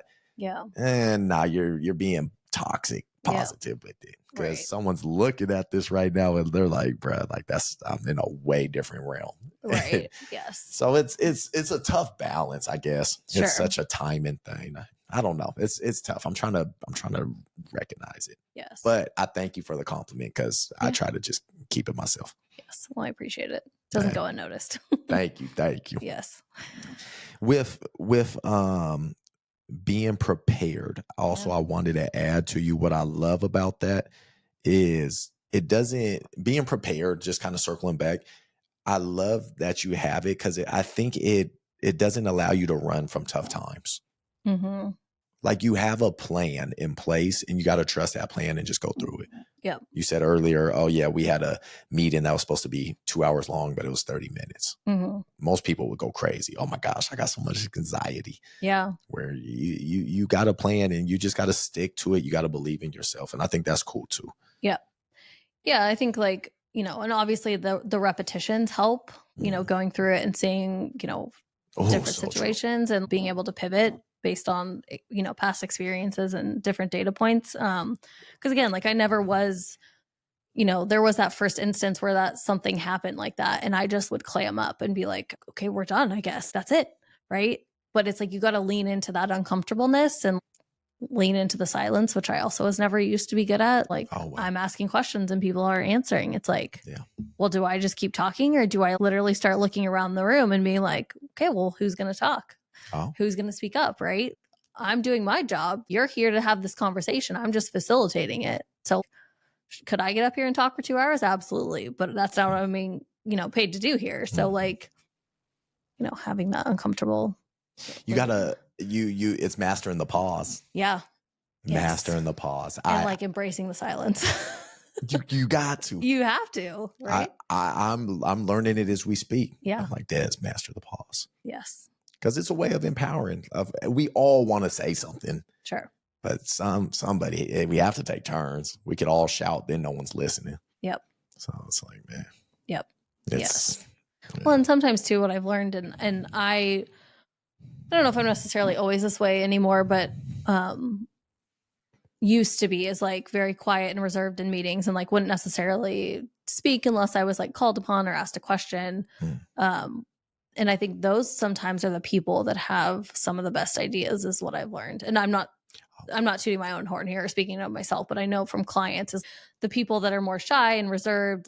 Those are the people that, as much as they probably don't like me calling on them in those meetings, like that's who I try to target because I know that there's a lot going on up here that maybe they're just not, you know, they don't have that confidence to be able to speak up themselves. But if I can be like, hey, like I see you, I'm sure you have great ideas. Tell us more about them. Absolutely. So do you feel like you're pretty good at noticing those little tweaks to people, those little twerks? Oh, Jim right here. I can tell he's one of them. Yeah.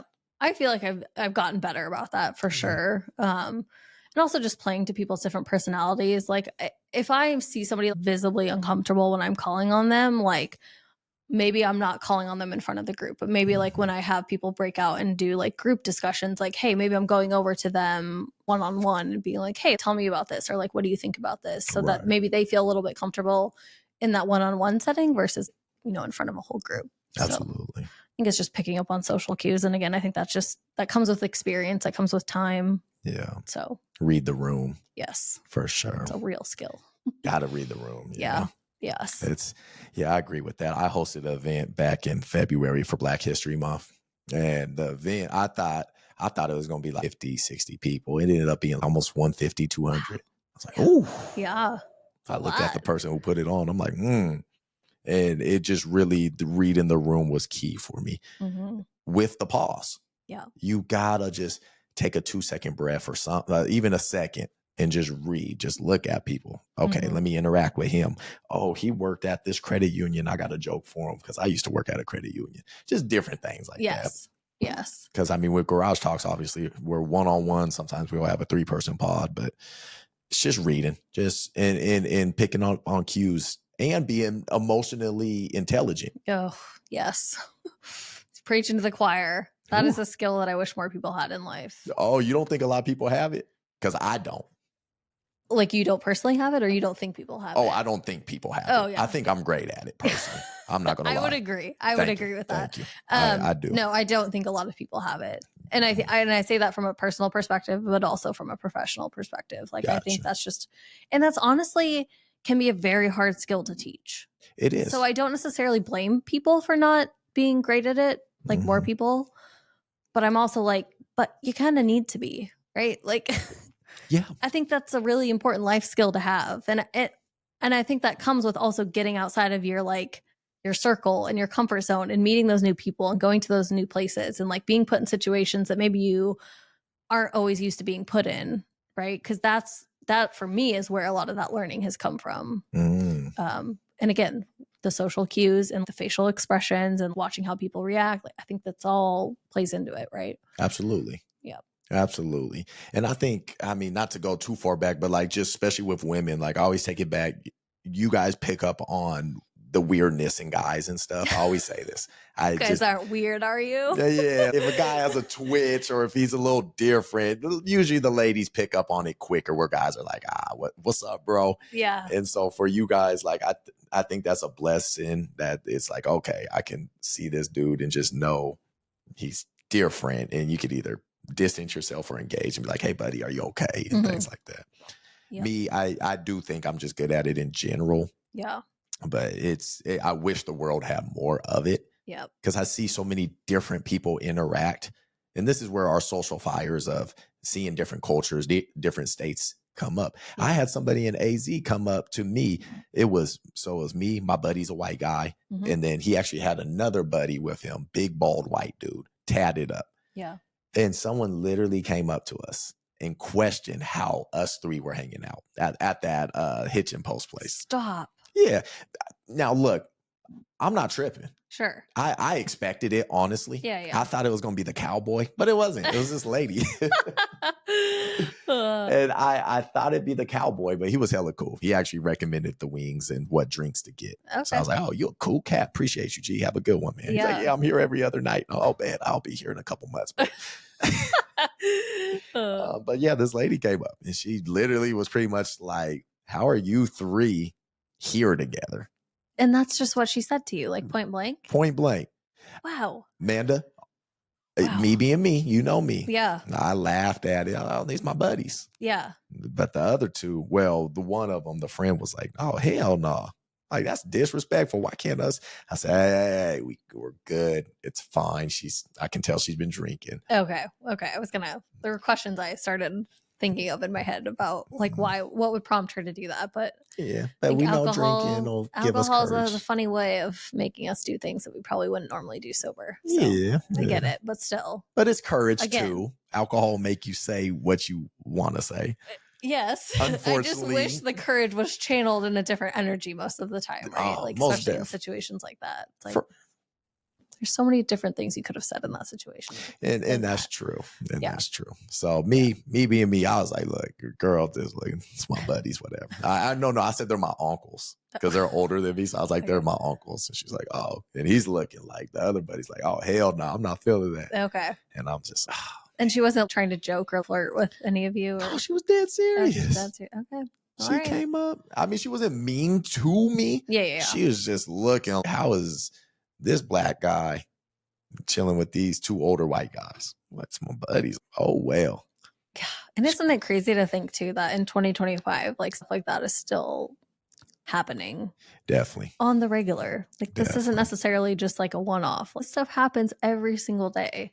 And but that's the thing. I don't think there's any emotional intelligence.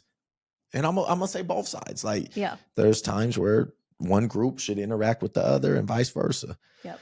It shouldn't be orchestrated. It should just be from the heart. Just emotional intelligence. Yes. And thinking too more about how the message is going to be received by the other party. You know, I think there's a lot about, thinking through your words before they come out of your mouth. And true. How the message again is delivered. It's not to say that the message shouldn't be delivered, but it's like, okay, like how should the message be delivered so that it's not offensive or rude or whatever, to the other party. Like, I don't think in that situation, like, I think that's entirely uncalled for, right? Like, I don't agree with that. I agree. But yeah, I think circling back to the emotional intelligence, it baffles me still to this day. Yes. People don't have it. I'm grateful I have it because the interactions I've had, some people I'm like, whoo, if you would have said this to my cousin or my uncle, right? It would have been bad. Thank God it was me. I'm grateful it was me. Yes. Oh my goodness. Yes. People just, it's funny. And I think it got worse. Personally, I think it got a little worse because social media makes us so cold nowadays. Yeah, I would agree with that. Like I would like to think we got more educated, but I think we got colder. I'm just saying, I think we got colder.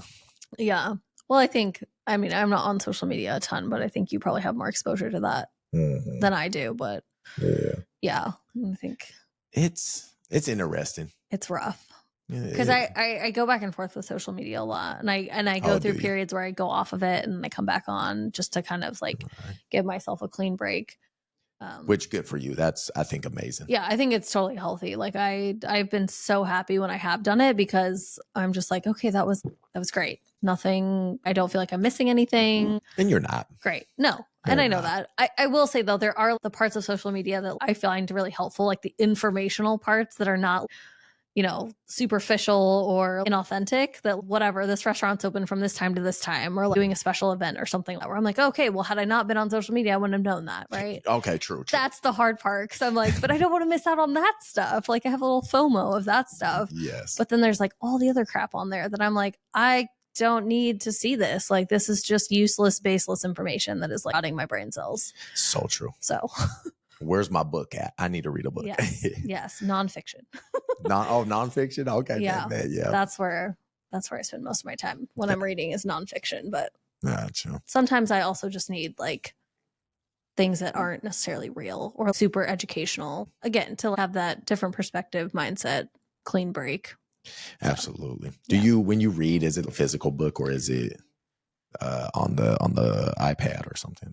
So I have a Kindle Or that I do Kindle. read some on. I really thought in getting that Kindle that I would be fully like everything's going on there. Like I will save some Right. trees, but I have not been good at that. I will tell you, like I am totally honest. I had great plans for that thing.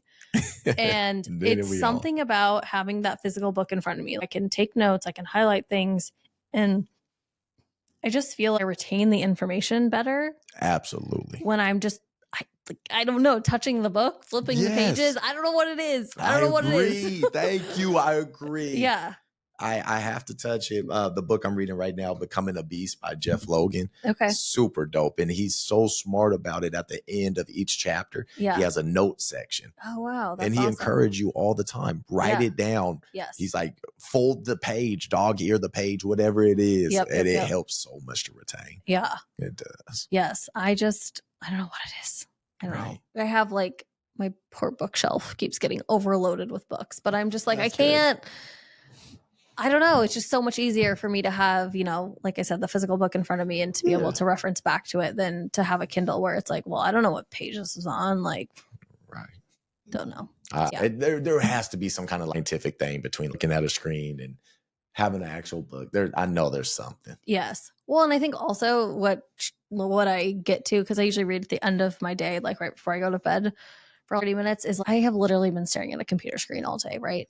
So the last thing I want to do is then put another electronic in front of my face to try to wind down. So I think there's that aspect of it too, of like, so true. The physical book helps in that area. So I tell myself one day we're going to be so blessed here. I'll have an editor and I don't have to stare at the screen. There you go. One day it's coming. It's coming. But now, a lot of screen time. Oh my gosh. Yes. It's bad. Yes. And like just planning meetings and stuff. I'm like, oh my gosh, give me away. Well, it's like if it's not on the computer, you're on your phone because you're doing stuff there and you're having to communicate in that, way. Right. And then it's like, there's just like so much electronics in our life. And it's too much. Again, for right now, it's a necessity to do a lot of things, but it's nice to get away. Amanda, mine is, what I'm learning is set it and forget it. We post something, set it and forget it, and scheduling. I'm learning to operate is schedule. So I try to take one day out my week. Keyword, I am trying. I haven't done it yet. And just schedule all our stuff, all our content, everything, and then let it just ride out so I could go on to the next thing. Because there's so much power in living in the moment. This is a moment right here. I'm trying to live in the moment. And that's so powerful. People forget that. Yes. And if I'm every day out of scarcity, oh my gosh, I got to do this. Oh, I got to do that. It's so unfair to the person next to me, or unfair to the next guest, or unfair to my gym partner. So I'm like, man, bro, just schedule. And then when it posts, forget it. Don't even look at it for like 4 hours, 3 hours. I'll be fair. 3 hours. Okay. Yeah. But that goes back to the planning thing, right? Like being more of a planner too. Like I like it. Planning is like incorporated into so many aspects of my life, right? Like calendars on my phone, like meetings scheduled, but also like I go a little crazy and like meal planning, like on the weekends. Like I track and log all my food for the week. Do you? In my app on the weekend. Oh, so it's like, again, it's like every day this is when I'm home, right? And things aren't, chaos, but it's like, then I don't even have to think about, okay, what are you eating? How much of this do you have to have? How many grams of chicken are you eating for this meal? It's already just done. Yes. So, Respect. Yeah.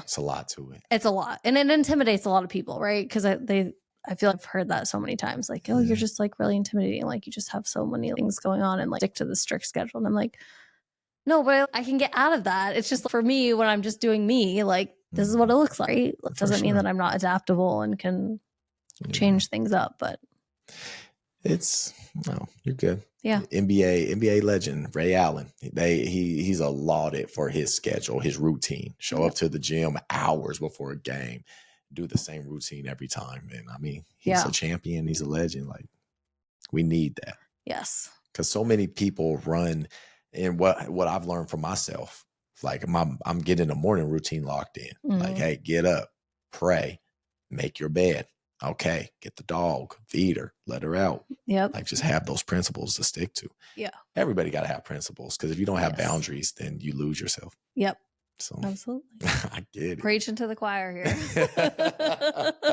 Dude, it's for real. Yes. And I'm really learning that now that I'm not working my job, because that job gave me a schedule. Yeah. Now I'm like, okay, I'm on my own schedule. Now you got to do it yourself. Oh, man. Yes. When it hit that first month, I was like, oh, damn. Rough. Oh, I'm hurt. Yeah. Well, it's that personal accountability that you have to have too, right? Because when somebody's just telling you, like, this is what you need to do at this time for, 40 hours a week, right? Like 10 years. Then you're like, okay, they're just going to tell me what I need to do, right? And then you get away from that and you're like, okay, well, that person or that organization isn't there anymore. So now who's telling me what I need to do? Shoot, my mama, she'd call me. Hey, you good? I was like, look, I'm going to be real with you. Yeah. I'm figuring it out. Yeah. Well, it's a big adjustment to make, right? Definitely. I mean, like, well worth it, but definitely, even like when it comes to finances and all that. Oh, yeah. And whoever's listening, like who's making a jump for the better of your life, it's a jump. It's a jump. Yeah. It was, all right, maybe I shouldn't buy this right now because I got to do this, or allocate my time to this. Yeah. When all your friends are working their jobs, it's like, oh, okay, they're busy till 6 o'clock, 5 o'clock. Oh, okay, that's right. It's crazy. Yes. So I love that you got the schedule and the plan, and that's dope. Yeah. Well, and I actually took the month of April off from my, like, in between jobs. So I was off pretty much the entire month of April. And I will tell you, I experienced a little bit of that myself of like, did you? I've never taken more than probably, I think, honestly, a week. Maybe that's not even fully accurate. It may have been a couple of days off in between jobs and like even like school. Like I didn't take any time off. I pretty much powered through. Gangster. And so for me, I was like, I don't know, after that first week, I was like, okay, and now what? Like, what am I doing? Like, what do I do for 8 hours a day if I'm not working? Like, this feels weird. Was you still going to bed at like 8 o'clock, 7 o'clock? Now Des is exposing my bedtime. Great. Hey, just saying, I stay up till 2, y'all. Baby. Yeah, I wish I could. No, yeah, I did. And like up at 5, going to the gym in the mornings. I was really like intent about keeping that routine and that schedule. Because otherwise it's like, again, it would have been so easy to just fall off the wagon and been like, oh, whatever, it's a month of vacation. Like, we're going to just do whatever the hell we want and not set an alarm and not eat what you're supposed to eat and not go to the gym when you normally go to the gym and all these things, right? And so I was very intent about,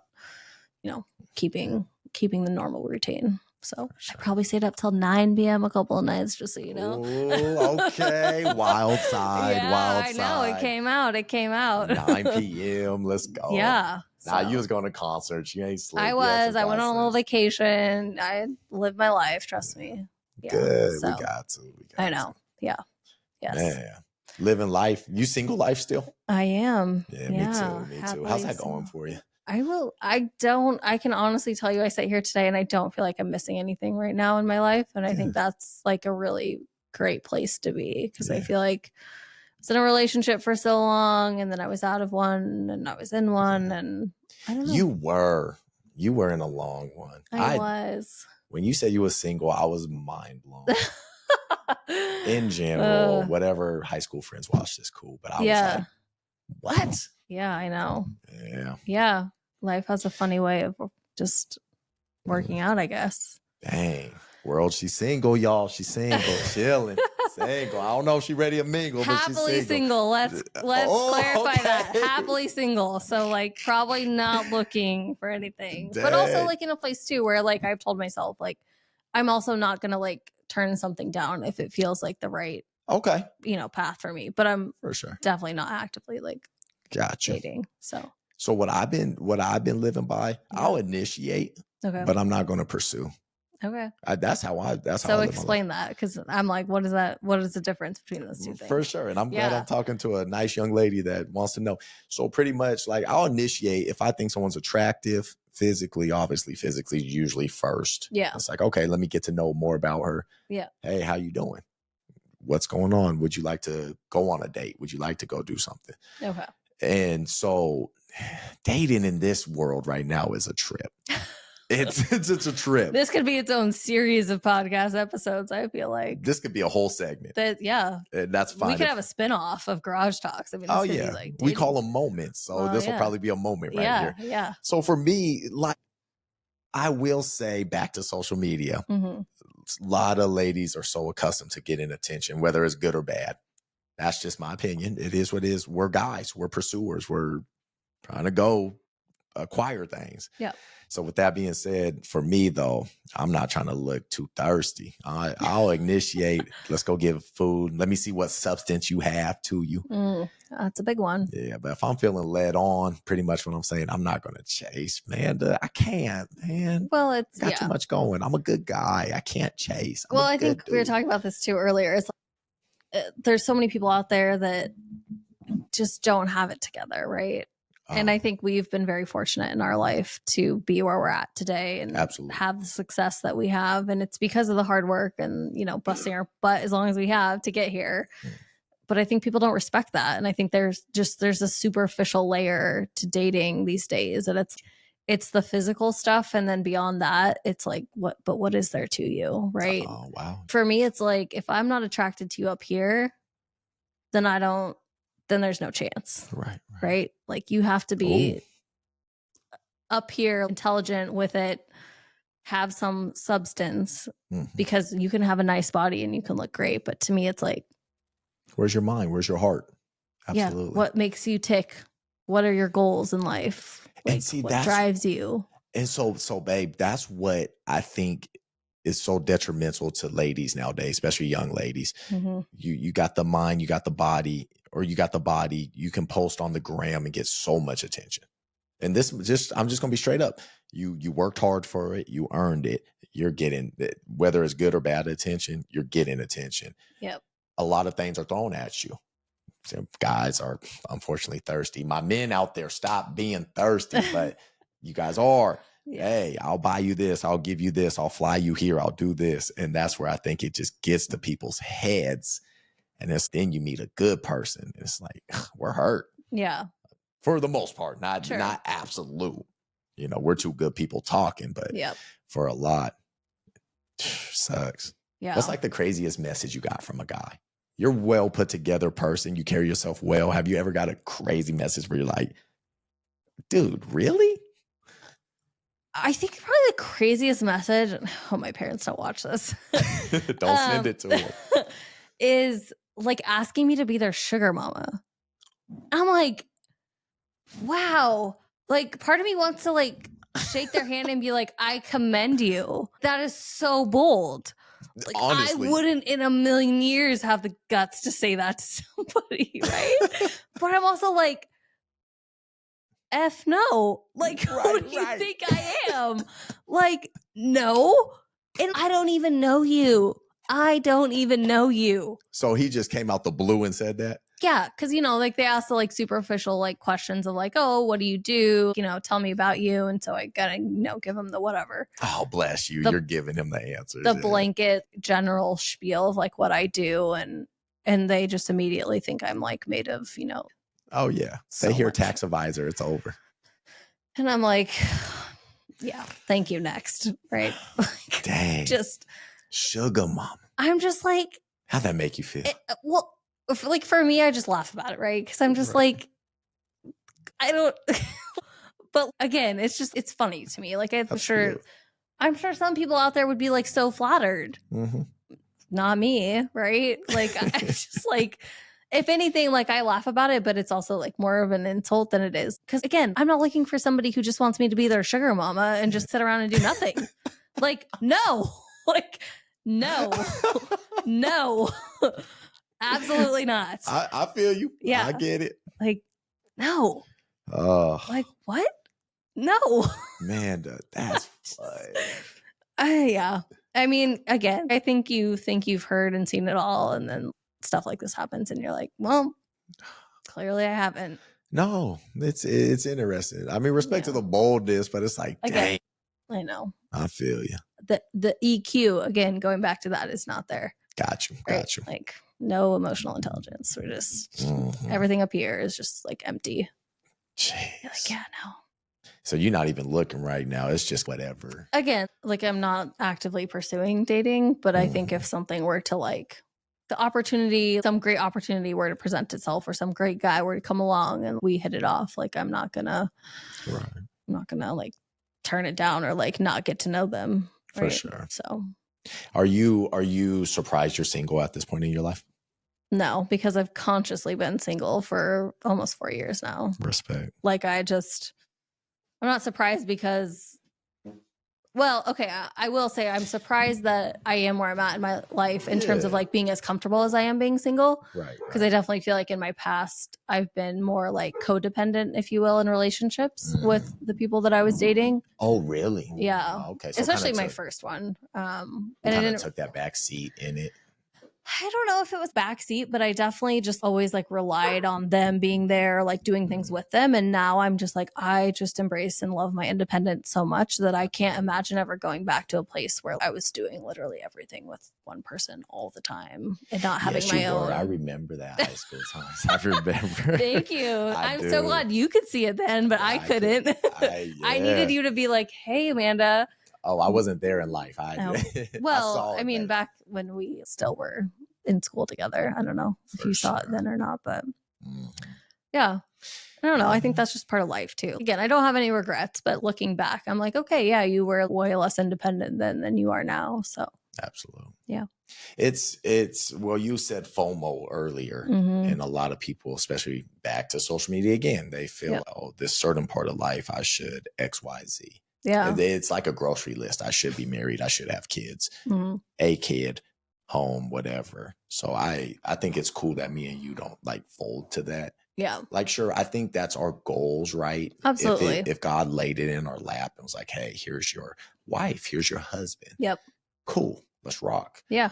But that's just not the cards we have right now. No. And I'm okay with that. Like, I mean, I think coming out of high school, I definitely in my mind had that like plan laid out. Oh, by this age, you're going to have graduated college and have your first job. And then 4 years later, you're going to be married and have a kid and have a house. Oh, I had that plan in my head, right? Okay. And then I think when that falls apart. But he didn't. I don't know. You have to ask him. I mean, obviously not because we're here today, right? Like, yeah. But now I'm like, I'm so content. And people ask me like, well, don't you still want like a family? And I'm like, yeah, but why can't I have that? I can still have that. I'm not at a point where I can't have a child still or go through other measures to have a child if I can't do it naturally, right? Absolutely. So again, I think it's just societal pressure. And I'm knocking out the bottle, by the way. That is good. All right, it's done. Lito's looking at me like, bruh, save me a little bit. We get those Modelos later. So yeah, I mean, I think I'm just so content where I'm at now that I don't cave to that. Same. So, and I like, thankfully I have a lot of family that is like super respectful of that. Cause I think that's one thing. Okay. You know, like the classic, like you go to a family function and people are like, oh, so are you dating? Like, or you have a significant other? Like, and then if you do, they're like, oh, so like, is it serious? Are you thinking about getting married? And I've had cousins get married, you know, the next family function. Oh, are you guys going to have kids? And thankfully, again, my family is super good about that. And they're not prodding or asking questions, but you could clap back. Oh, are you a COO?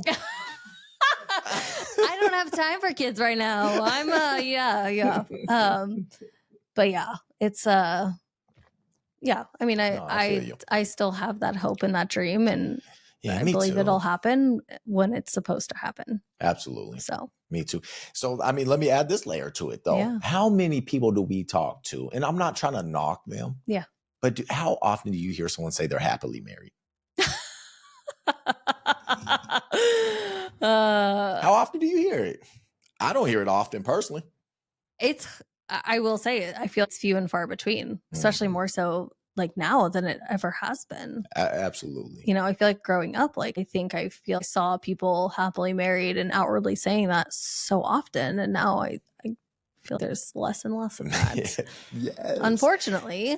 I have a lot of men come to me and talk, no pause, that come talk to me and Lito. They're like, just a lot of complaints, which a lot is guy talk. Yeah. A lot is. But it's also at the same time, God, it's such a balance. I look at, man. I'm like, okay, I want to be the best me. I want to be the best Desmond, so I can be the best father, the best husband, everything. Yep. But then it's also like, when do I lean in again? And with my partner, I mean, I don't have a partner, but if I did, when do I lean in and do this family thing? Yeah.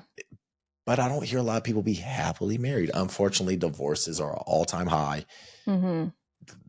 Partners are cheating on each other. Yep.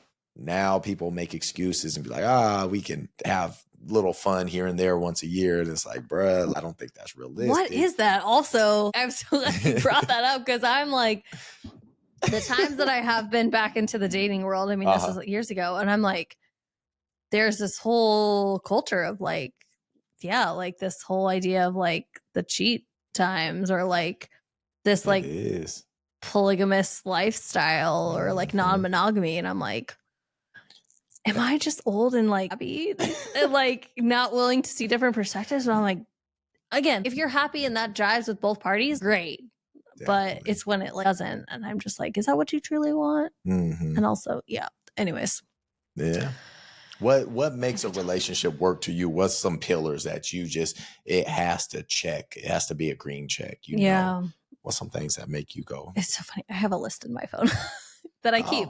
Like, I've just like kept this list in my phone for like when the time comes. I mean, I think communication is huge, right? I think you have to be able to communicate and honestly communicate. So I don't know if honesty gets wrapped into its own separate. No, that's fair. Transparent, honesty, like loyalty. I mean, I think like, and I say this and I'm like, yeah, that's like probably what everybody says they want, right? But yet still we have a culture of such a high divorce rate in America today, and people that are not happy in their relationships. I mean, I think for me too, it's just having the ability to see somebody else's perspective and like compromise, right? And I think people really struggle with that. And that's my obviously outward view, not being in a relationship myself. But I think people get so stuck on this idea that I have to be right, or that my perspective is the only perspective and you need to conform to that.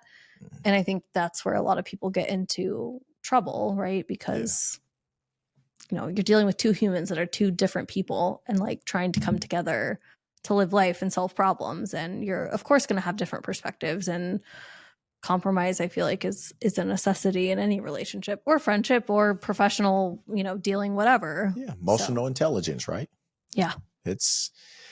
I agree. Yeah. I'm with you on that. I really am. Yeah. It's true. Every time I go on a date, I'm just straight up with it. Mm-hmm. I'm just straight up. It's like, hey, this is what it is. I'm on the date as much as you are. I want to get to know you. I want to know, where do you come from?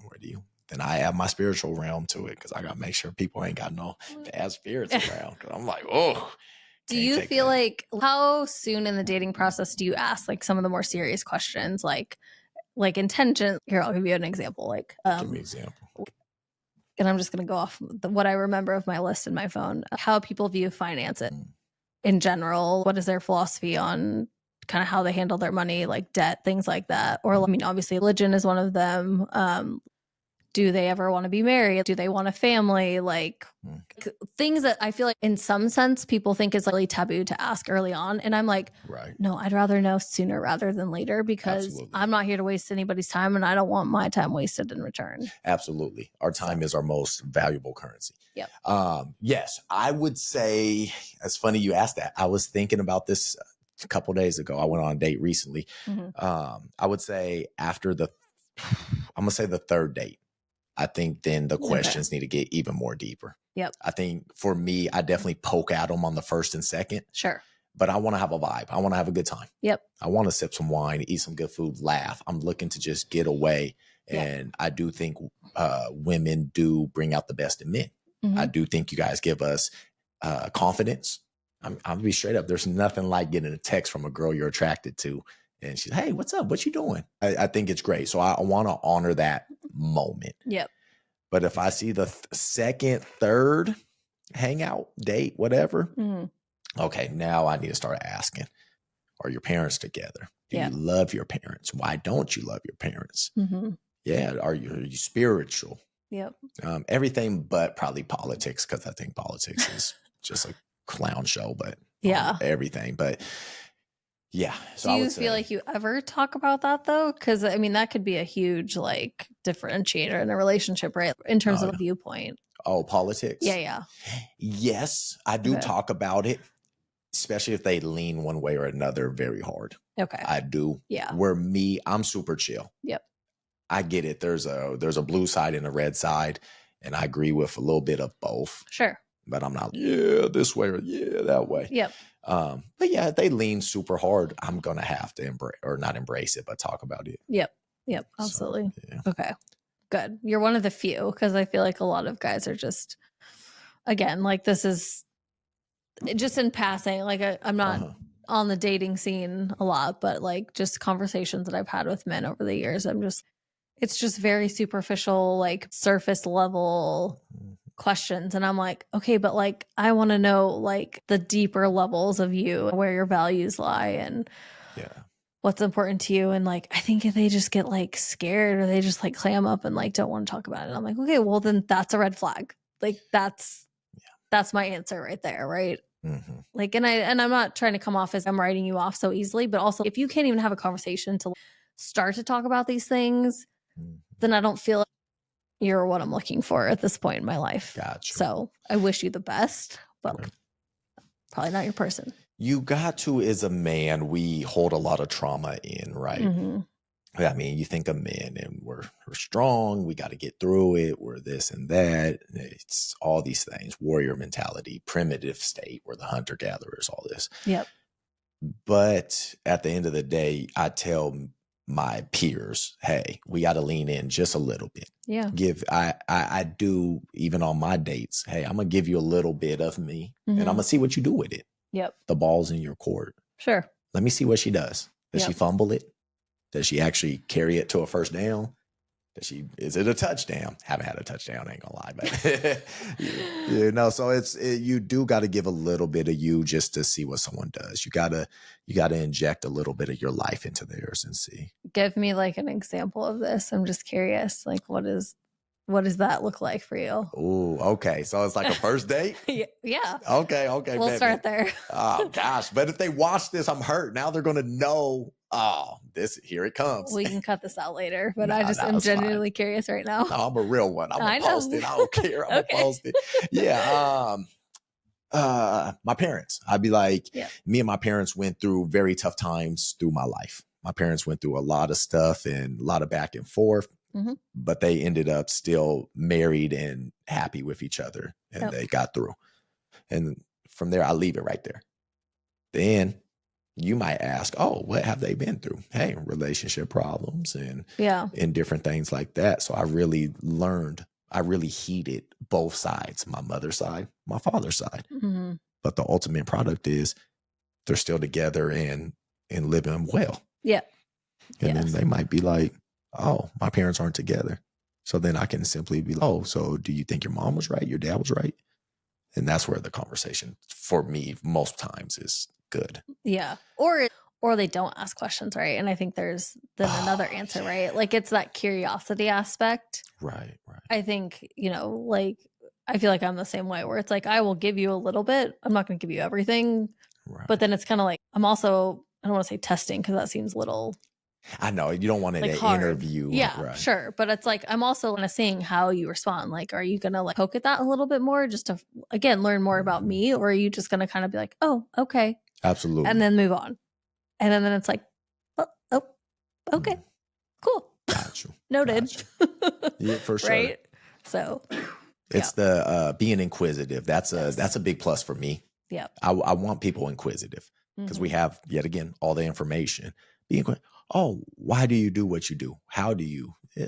Don't be a know-it-all. Be inquisitive. Ask about me. Yep. That's a big plus for me. Yeah. So. Yes. I hear you. But dating is interesting. It's hard. Yeah. It's hard. Because I'm chill too, Amanda. I chill. I'll let a lot slide. I don't care. I'll let a lot slide. Mm-hmm. Where a lot of people are real by the book, by things. Yep. Which, yet again, I think it's dope about us because you're definitely real prepared and scheduled, but also at the same time, you're still very compassionate and very inquisitive about things. So it's dope. Yes. I try to be. I know. I can tell you battle with it, but I do. you I do. are. Yeah. But I feel like I'm like conscious of it too. I know. And I think I just like this is part of life, right? You just learn and you adapt and you kind of morph yourself based on experiences that you've had. And Absolutely. I think I used to be a lot more rigid than I am now. And, you know, I still get people telling me I'm intimidating and I'm like, okay, but what can I do to not be intimidating? Because I'm not trying to be, right? Like Yes.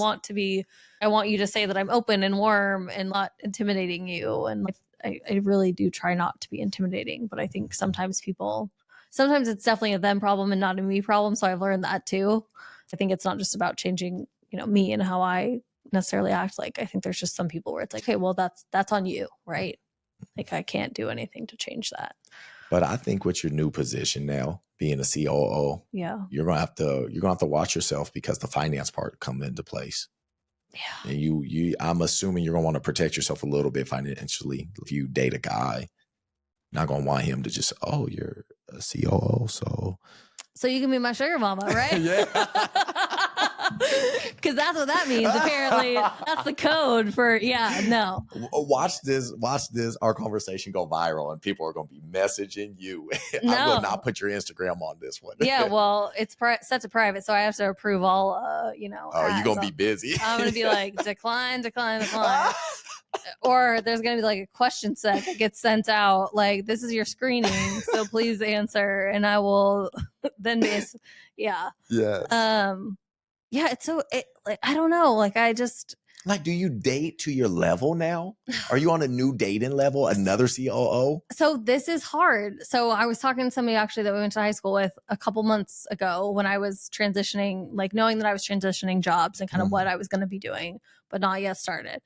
And I was talking to him and I was like, you know, he's also very successful and makes a very decent living himself. And I was talking to him and I think I was mentioning this to you earlier before we started recording is I'm at a point in my life where I realize that finding somebody that is my quote unquote equal in terms of very superficial, however you want to couch it, like success or like income or whatever that might be, is going to be more difficult probably than it ever has been in my life, just because where I'm at.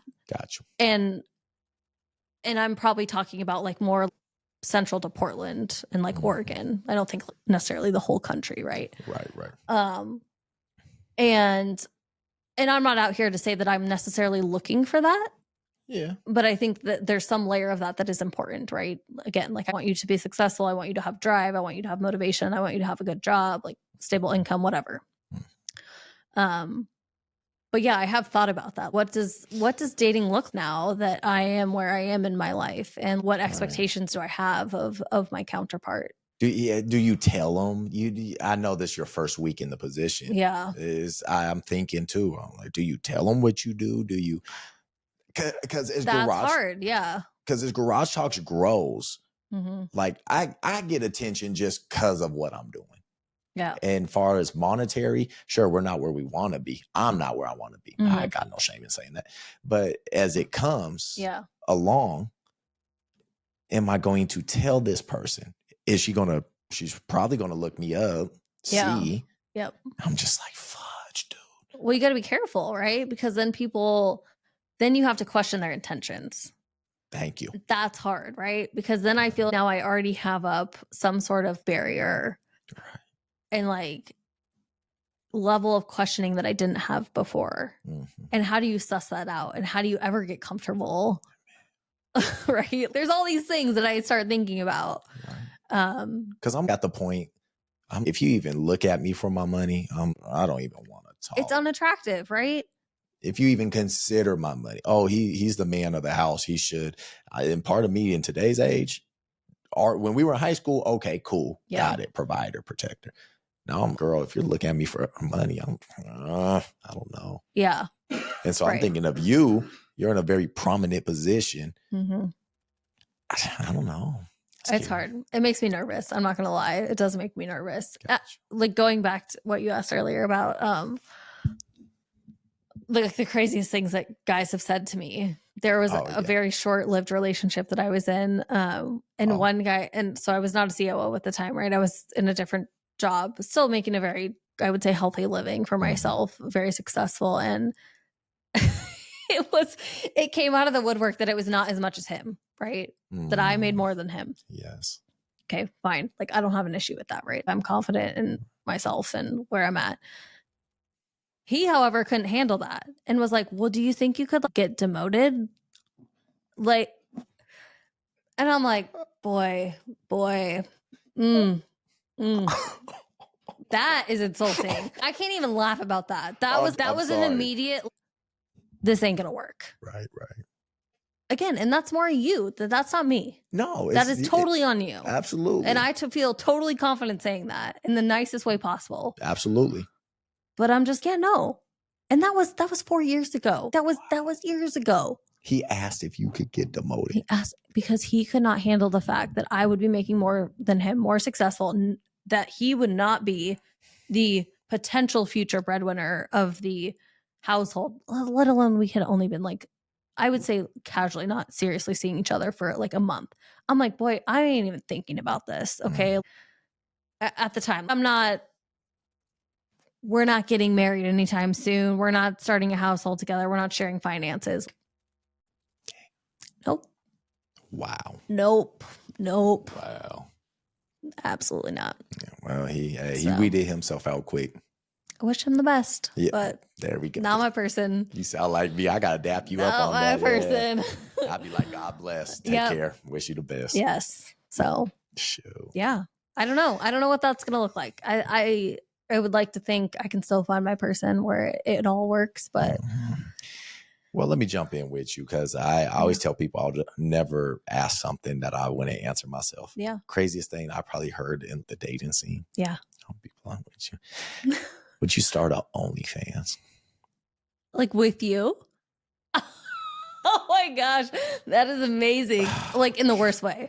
She did. She sent the text. I got receipts. Had you even known her, gone on a date with her? Or was this a literal first message? It was, we hung out once. And then she asked me she asked me if I would start my own. And then she would like subscribe to it. I don't even know. I don't know much about that world. I know the world's lucrative, but I'm not interested. And yep, sure did. I said, whew.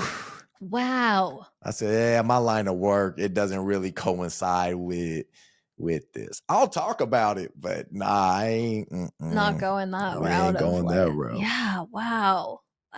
That's wow. Again, just when you think you've heard it all. Yikes. Wow. Compliment in a way. I was like, your boldness is nice. Again, boldness is nice. It's flattering to some degree, but also nope. Not that person. Yeah. They just hit him with the piece. Yeah. The Jackie Chan piece. Wish you the best. Yes. Crazy, man. Crazy world we're in. Because I got in my relationship 2017. And we were together 6 years. So a lot changed. A lot had changed since then. Well, that wasn't even like a thing back then, right? Like that was. I don't think it was. That was like hey, we're here. I'm glad I could just talk to you about this. I know. Well, yes. I mean, I'm a pretty open book, so I don't mind talking about things that might be mildly uncomfortable. So. And it's honestly, it's good to hear like from your perspective too, like what you're hearing from people, because I think as women, we oftentimes we're like in our little circles and groups and we're being like, you won't believe what we heard from this dude and men are trash. And it's like, okay, but like there's also some women out there that are a little, questionable too. So we're not all innocent. When it comes to dating, Manda, it's coming to a point where, especially back to technology, it's coming to a point where it's starting to even out now because, yet again, y'all ladies have so much access to so much. And dudes do too. I'm not saying dudes are like, oh, we're perfect now. Yep. But it's just starting to be a level playing field where I'm like, ooh. Yeah. I've crossed women that are just as cold. And I'm like, damn. Or excuse me, girls. I call them girls because they're cold. Fair point. Yeah. I call the other gender boys when I don't agree with what they're doing. Oh, you do? Yeah. I'm like, your frontal cortex is clearly not developed yet. So yeah, it's not what I'm looking for either. Yeah. You'll find your person. It's just not me. So, keep going. Yep. Yep. It's wild out here. Yeah, it is. Wild. It's like the wild, wild west, I feel like. It is. Yeah. Let's go out east. Let's see what east is like. Let's go to Arizona. Honestly, yes. Scottsdale, I heard, is calling. I'm going back. We just need a vacation home or something down there. Yeah. Man, honestly, I'm like, oh my gosh. I know. I'm tempted. Yeah. Tell me when. Yeah. Hey, you think I'm joking? I had such a good time there. Yeah. Arizona's fun. It was. I mean, just traveling is fun. Like, yeah. You think you're going to do more personal trips then now? Yeah. Since you're not going to be traveling as much as for work. Yeah. I got a lot of miles to use. Do you? I do. Let me hold some. Sorry. I can gift them to you, actually. Yeah. What? And I have my, like, through my travel credit card, I get like that companion fare every year where you can you can fly with somebody and their ticket's only like $100 and it can be like anywhere, like any day of the year. Yeah. We are not having episodes for about 3 weeks, y'all. So it's been real. Thank you, everybody. 3 weeks. You heard why. Yeah. Oh, let's head out.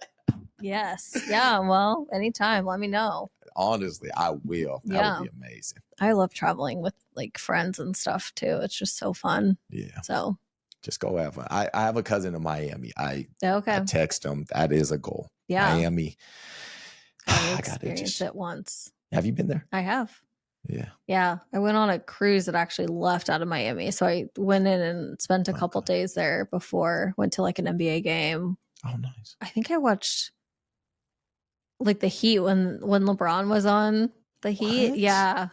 Because I'm like a huge LeBron fan. So it just so happened to work out that they were going to be like the Heat were going to be playing at home the night before I left for the cruise that like was leaving out of Miami. So I was like, well, I have to go. So for sure. I would. Yeah. Okay. Yeah. I did not know you're a huge LeBron fan. That's dope. Yeah. The more you know. Talk about empowering your teammates. He does that the best. I know. My dad was like, we were actually just talking about this today. He's like, do you think he's going to retire? And I was like, he better not. I can't get enough of him. I'm not done with him yet. I'm not done with him.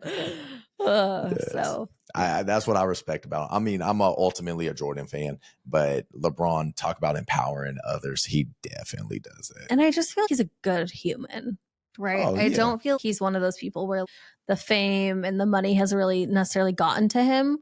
I do feel to his core, he is a good human being and has good values and, absolutely, you know, has a great family and respects his wife and all these things. And sometimes I feel like there are other famous people, whether they're athletes or not, where it's you clearly can see like, it's kind of unfortunate. Absolutely. So it is pretty impressive. No scandals come out on LeBron.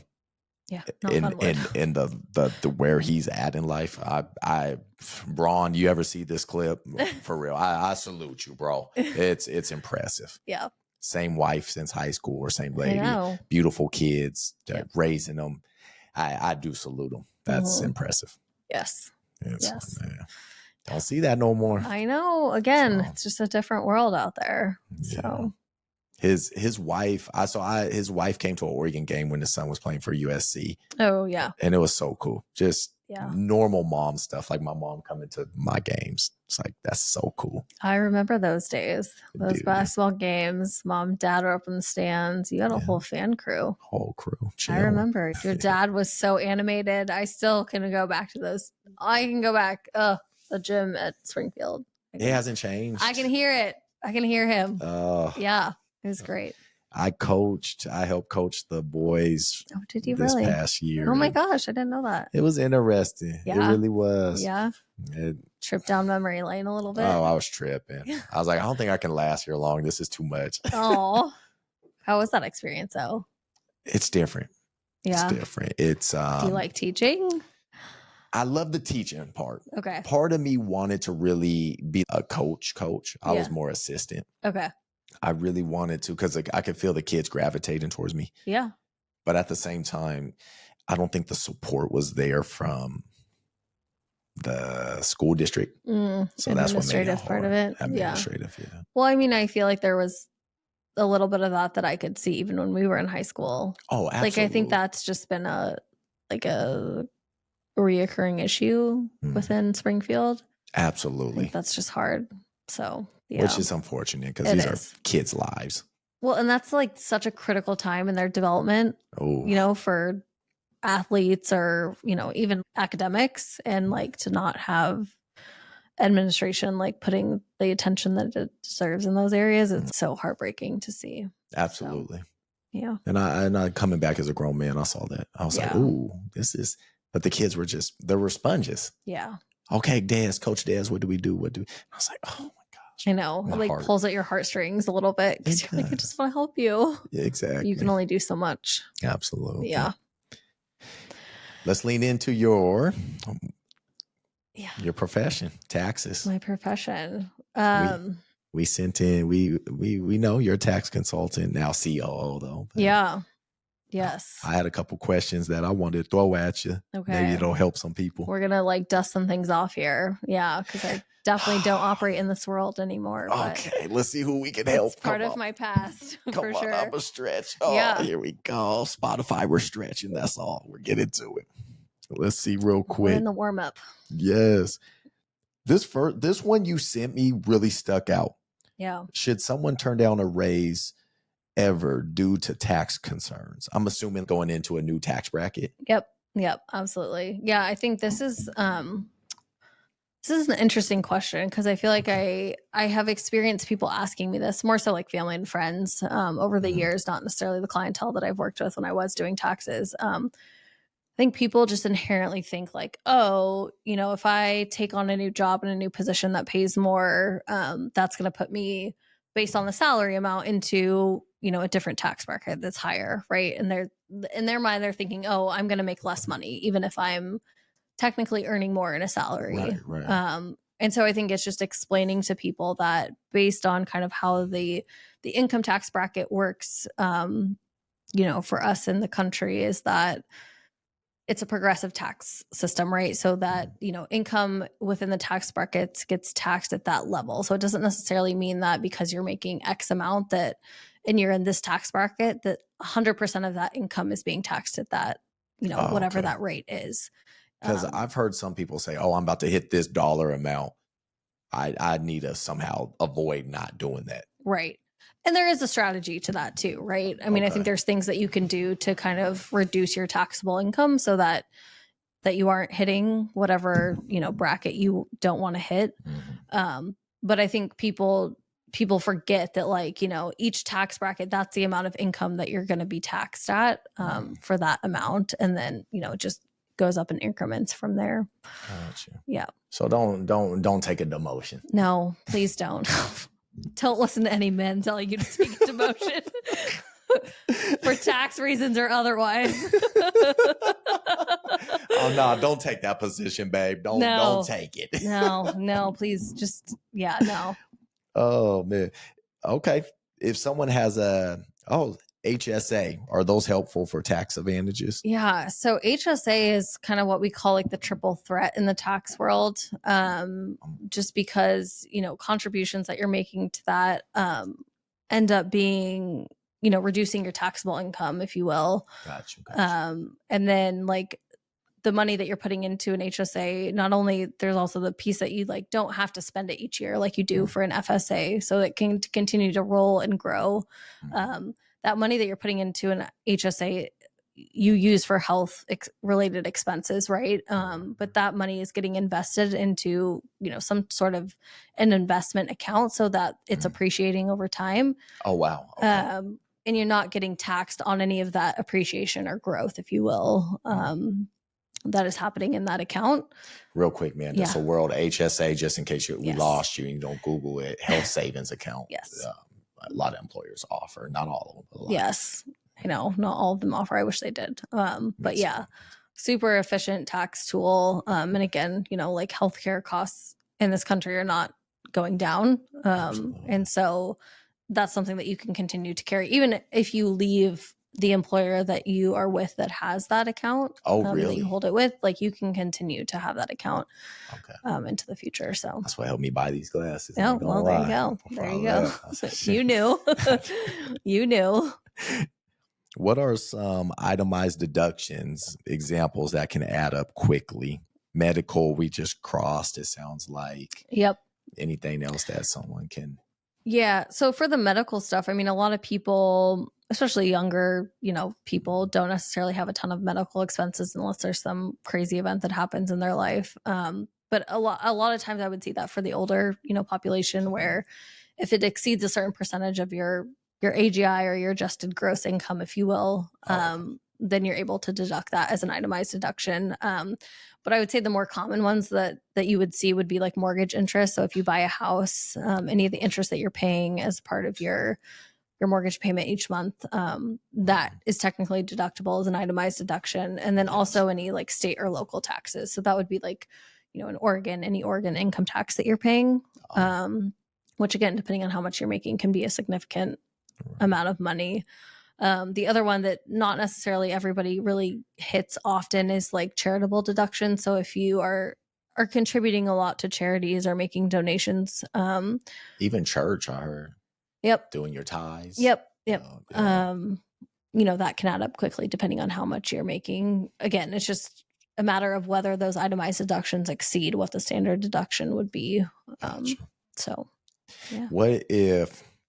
What about retirement accounts, IRAs, traditional IRAs, Roth IRA? Yeah. Yes. So there's two differing thoughts here. Obviously, a traditional. There is. Yeah. I compare it to Bloods and Crips personally. That's just how I understand it. Oh, okay. Okay. Sorry. I'm yeah, sorry. Yeah. One's more aggressive than I don't the know other. that I've heard that analogy It's just before. where my mind goes. Yeah. Okay. That's why fair. I do this line of work. That's fair. So with the traditional 401k, obviously you are getting to reduce your taxable income for any contributions that you're making into that account when you do it. But then when you withdraw the funds later on, when you've retired, that becomes taxable at your whatever your effective tax rate is at the time. Because it wasn't taxed initially. Right. Got you. Where I'm assuming Roth it's taxed as you put it in. Yep. It's the inverse. So you're using after tax dollars to contribute to that 401k account.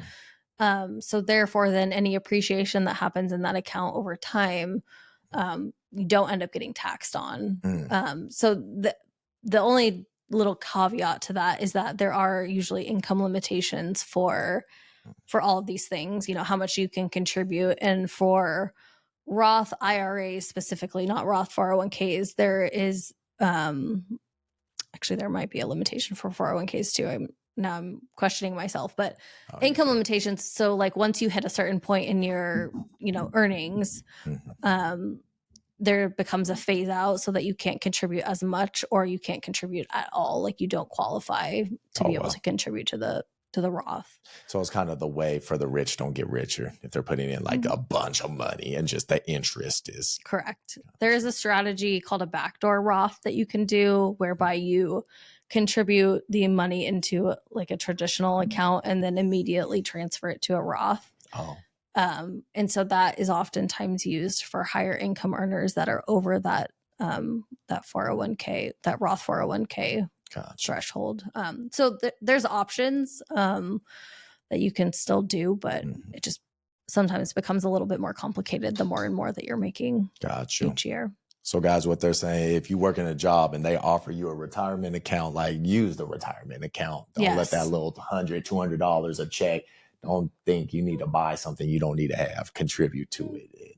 Do that. Especially if your employer offers a match too. That's oftentimes what I see people getting about too is like, oh, well, I don't want to take the $100 out of my paycheck just to get the match from my employer. And it's like, okay, but that's $100 match that is like free to you and gets to appreciate over time. And it's costing you nothing other than also helping yourself by contributing the amount that you need to get that match. One of the best decisions I did. Shout out Ryan Liu. Ryan Liu's supposed to be on here. He's a financial consultant, and he used to work with me. He's like, bro, do the match. Yes. Do the match and I fought him. I was like, I could do so much with this money each check. Yeah. No, I'm so glad I took advantage of that. Yes. So glad. Yes. Best choice. It is. Yes, absolutely. Especially all those years adding up, you have something to show for the time you put in, regardless what you do with it. Well, and I think younger people too, it's like they think, oh, like I'll deal with retirement once I get older and as I get closer. And it's like, but you're losing out on so much valuable time and so much potential to appreciate by like just And honestly, like just do it, because then the money's like out of your paycheck and you don't even see it, right? And then you just learn to live within the Your means of means. what you're getting. Absolutely. And I think there's such a valuable lesson there. And then it's like out of sight, out of mind. Like it's doing work for you while you don't even have to think about it. Exactly. So, I mean, how many times I know you and I can count numerous times that people make more money, now their spending increases. Oh yeah. Just crazy. Yes. I know I've seen it. I've probably done it. I'm guilty of it too. I get a little raise and I'm like, oh, like what can I treat myself to, each month now? So I get it. I feel you. We're not perfect. I feel you. Oh, I like this one. The tax refund means you filed correctly and maximize your return. The reality behind tax refunds. Yeah. So, I mean, I think this is all dependent upon your perspective, right? But I think for a lot of people, they do their taxes each year and they get a massive refund and they're like, so excited, right? Right. And rightfully I so. am too. Right. Yeah. Like I love getting whatever refund back I can. Better than the other option. Correct. However, what I tell people is that when you're getting like massive refunds back from, whether it's the federal government or the state, I think what they miss connecting the dots about is that you have just lent the government money tax-free for a year. Oh, what? Right? Because they're not paying you interest on that refund that they have been collecting throughout the year out of withholdings or what have you. Wow. And so, I think there's a real benefit to really making sure that your withholdings are correct when you fill out your W-4, like when you're starting a job or tweaking them throughout the year, to make sure that ideally for a lot of people where they want to be is at like, netting zero, like in the perfect world, or having a very small refund or amount that they owe. Gotcha. Just because, again, if you can retain that money and like invest it into a high yield savings account or, a brokerage account or what have you, and let that earn so much more money for you than the government who's not paying you any additional premium for keeping your money throughout the year. So you're pretty much saying they're pretty much just pulling the wool over our eyes. We think we're getting extra money back, but really it's money we overpaid. Yeah. Money you overpaid with no interest component. I'm gonna post this, but damn, that kills my buzz. Yeah. Yeah. You got another bottle? Damn. Yeah. I'd be looking. I'm like, please be a plus. Please be. Now I'm gonna be like, it's money you already bid. Yeah. You should have just had through your day to day. Yep. Damn. Yeah. That's deep. Yeah. So it's not something that a lot of people think about, but the reality of it. I hear a lot of business owners complain about Oregon, having a business in Oregon, as far as tax wise. Yeah. So does it really vary state to state how beneficial or detrimental taxes are to your business? I mean, absolutely. Like, I think there's just, depending on what state you live in, the tax brackets and rates are going to be different, and kind of also what your entity structure is too. Because per somebody, I'll let him explain if he comes on here and talks about it. But per somebody is like Oregon, having a business in Oregon just sucks. Because really high tax rates. Yeah. And I think people sleep on Oregon. I think, like some of the like big states that you always hear about are like California and New York, right? That have like super high taxes. And Oregon's marginal tax rate is actually really high, when you consider everything that you're paying and also the progression of the tax brackets. Like, I think our tax brackets tend to accelerate faster, if you will. Gotcha. Yeah, I agree. So, like Oregon is a pretty high tax state, if you will. And also, it depends on, even within Oregon, like what county you live on or live in. Gotcha. So, like if you live up in the Portland metro area, there's a lot of extra additional taxes that you potentially could have to pay versus if you live in other counties within the state. So compared to if you live to like Texas or Florida, I hear those are kind of a little more beneficial. Well, so Texas and Florida don't have any sort of income tax, right? So they have sales tax, which we don't have. Right. But they're not getting taxed on any earnings that they're making. So there's, there's some pluses and minuses there. Yeah. You really got to weigh that out. Yeah. There's a lot of people like that are like living in Portland that end up moving over the state border to Washington because Washington doesn't have any, state income tax, right? Does Arizona have sales tax? That's a good question. I don't think know. they do, I think 'cause they do. I bought a Corona and it was a lot of money. It was. Sorry. It was like 15, 17 bucks What? for a Corona. What? Are you sure you were charged correctly? Did you look at your receipt? I'm a look. It you was probably terrible. should, because that seems outrageous. For one, I mean, I was at a club. I mean, we're not talking like highfalutin beer here either. Like, ugh. And I even told her, I said, there's this place out in my home called Dairy Mart. I could have had 12 of these. She's like, well, this isn't Dairy Mart. Yeah. Like, wow. $17? Yeah. Wow. I almost returned it, but she already cracked it open. So Almost returned it. I did. Terrible position to be. It is. Oh, sales tax 5.6%. I mean, that's pretty steep, but still $17. Yeah. I don't know. Terrible experience for that portion of it. The rest was great, but yeah, I was just like, damn. Gosh. Oh, I can only imagine what like a cocktail would be there if Corona was 17. Oh man, I don't know. We'll go find out later. When we find our sugar mamas and daddies. But yeah, that's okay. So that's interesting. What happens if someone doesn't file their taxes? I always wondered that. Yeah. If someone just says, oh, I'm just not even saying nothing. Yeah. So, I mean, the thing is like any job that you have, or even any like interest income from like a banking institution or like brokerage income, if you have like investments, they are like mandatorily required to report earnings for their employees or their members or clients, what have you, to the federal and state governments. So what, for instance, take like the IRS. So the IRS has, in theory, what they're doing is they're matching your reporting from your personal income tax return based on like the information that they are given from employers or institutions, right? And so when they don't see those things aligning, that's when there's kind of like a light bulb that goes off for them, and that's where people get notices or audits, things of that nature. Oh, okay. So even if a business, some reason, well, I guess if you register your business, you're on the radar now. Potentially, yeah. I mean, the thing is like not every person that doesn't file their tax returns is going to get a notice or an audit, probably per se. I don't think that the IRS is that diligent. Like not everybody gets audited in general, right? Right.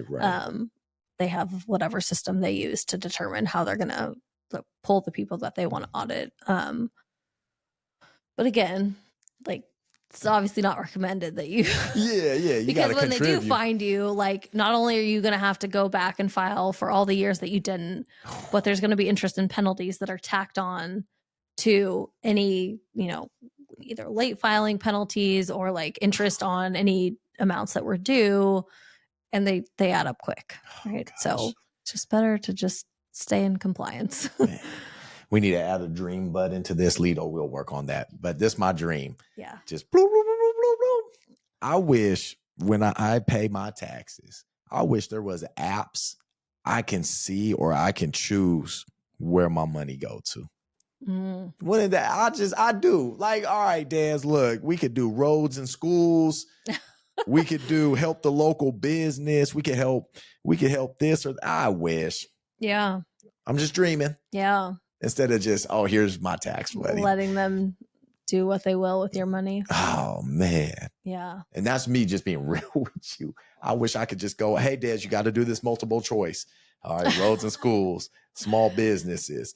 Oh, help this governor. At least I could pick where my money go. Yeah. Man. Don't get that option, do you? Hell no. I don't even know if I can find it. Someone technical might tell me I can, but I don't know. Yeah. Yeah. I know there's a big sticking point for people because I think like you, they're like, they say how much is getting taken away from them. And they're like, but there's still things that are in shambles. Like, but you're telling me that taxes are being used to help this area. And yet they're not. So what am I doing? Yeah. So I just wish I could pick. That would be the dopest thing. Just, all right, cool. All right, I'm going to pick C this year. I want to go C. Oh, I like this one. I'm going to go A. That'd be amazing. Yes. Well, we're done, I think. Okay. Any last words? Anything you would tell somebody that's going through tough times in life and needs to find their way? What's your advice?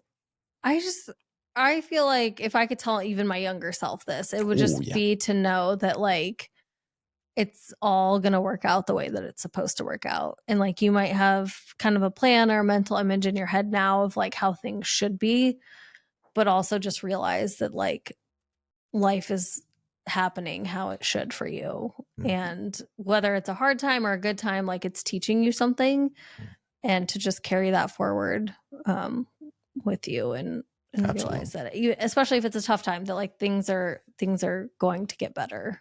Absolutely. And just trust it.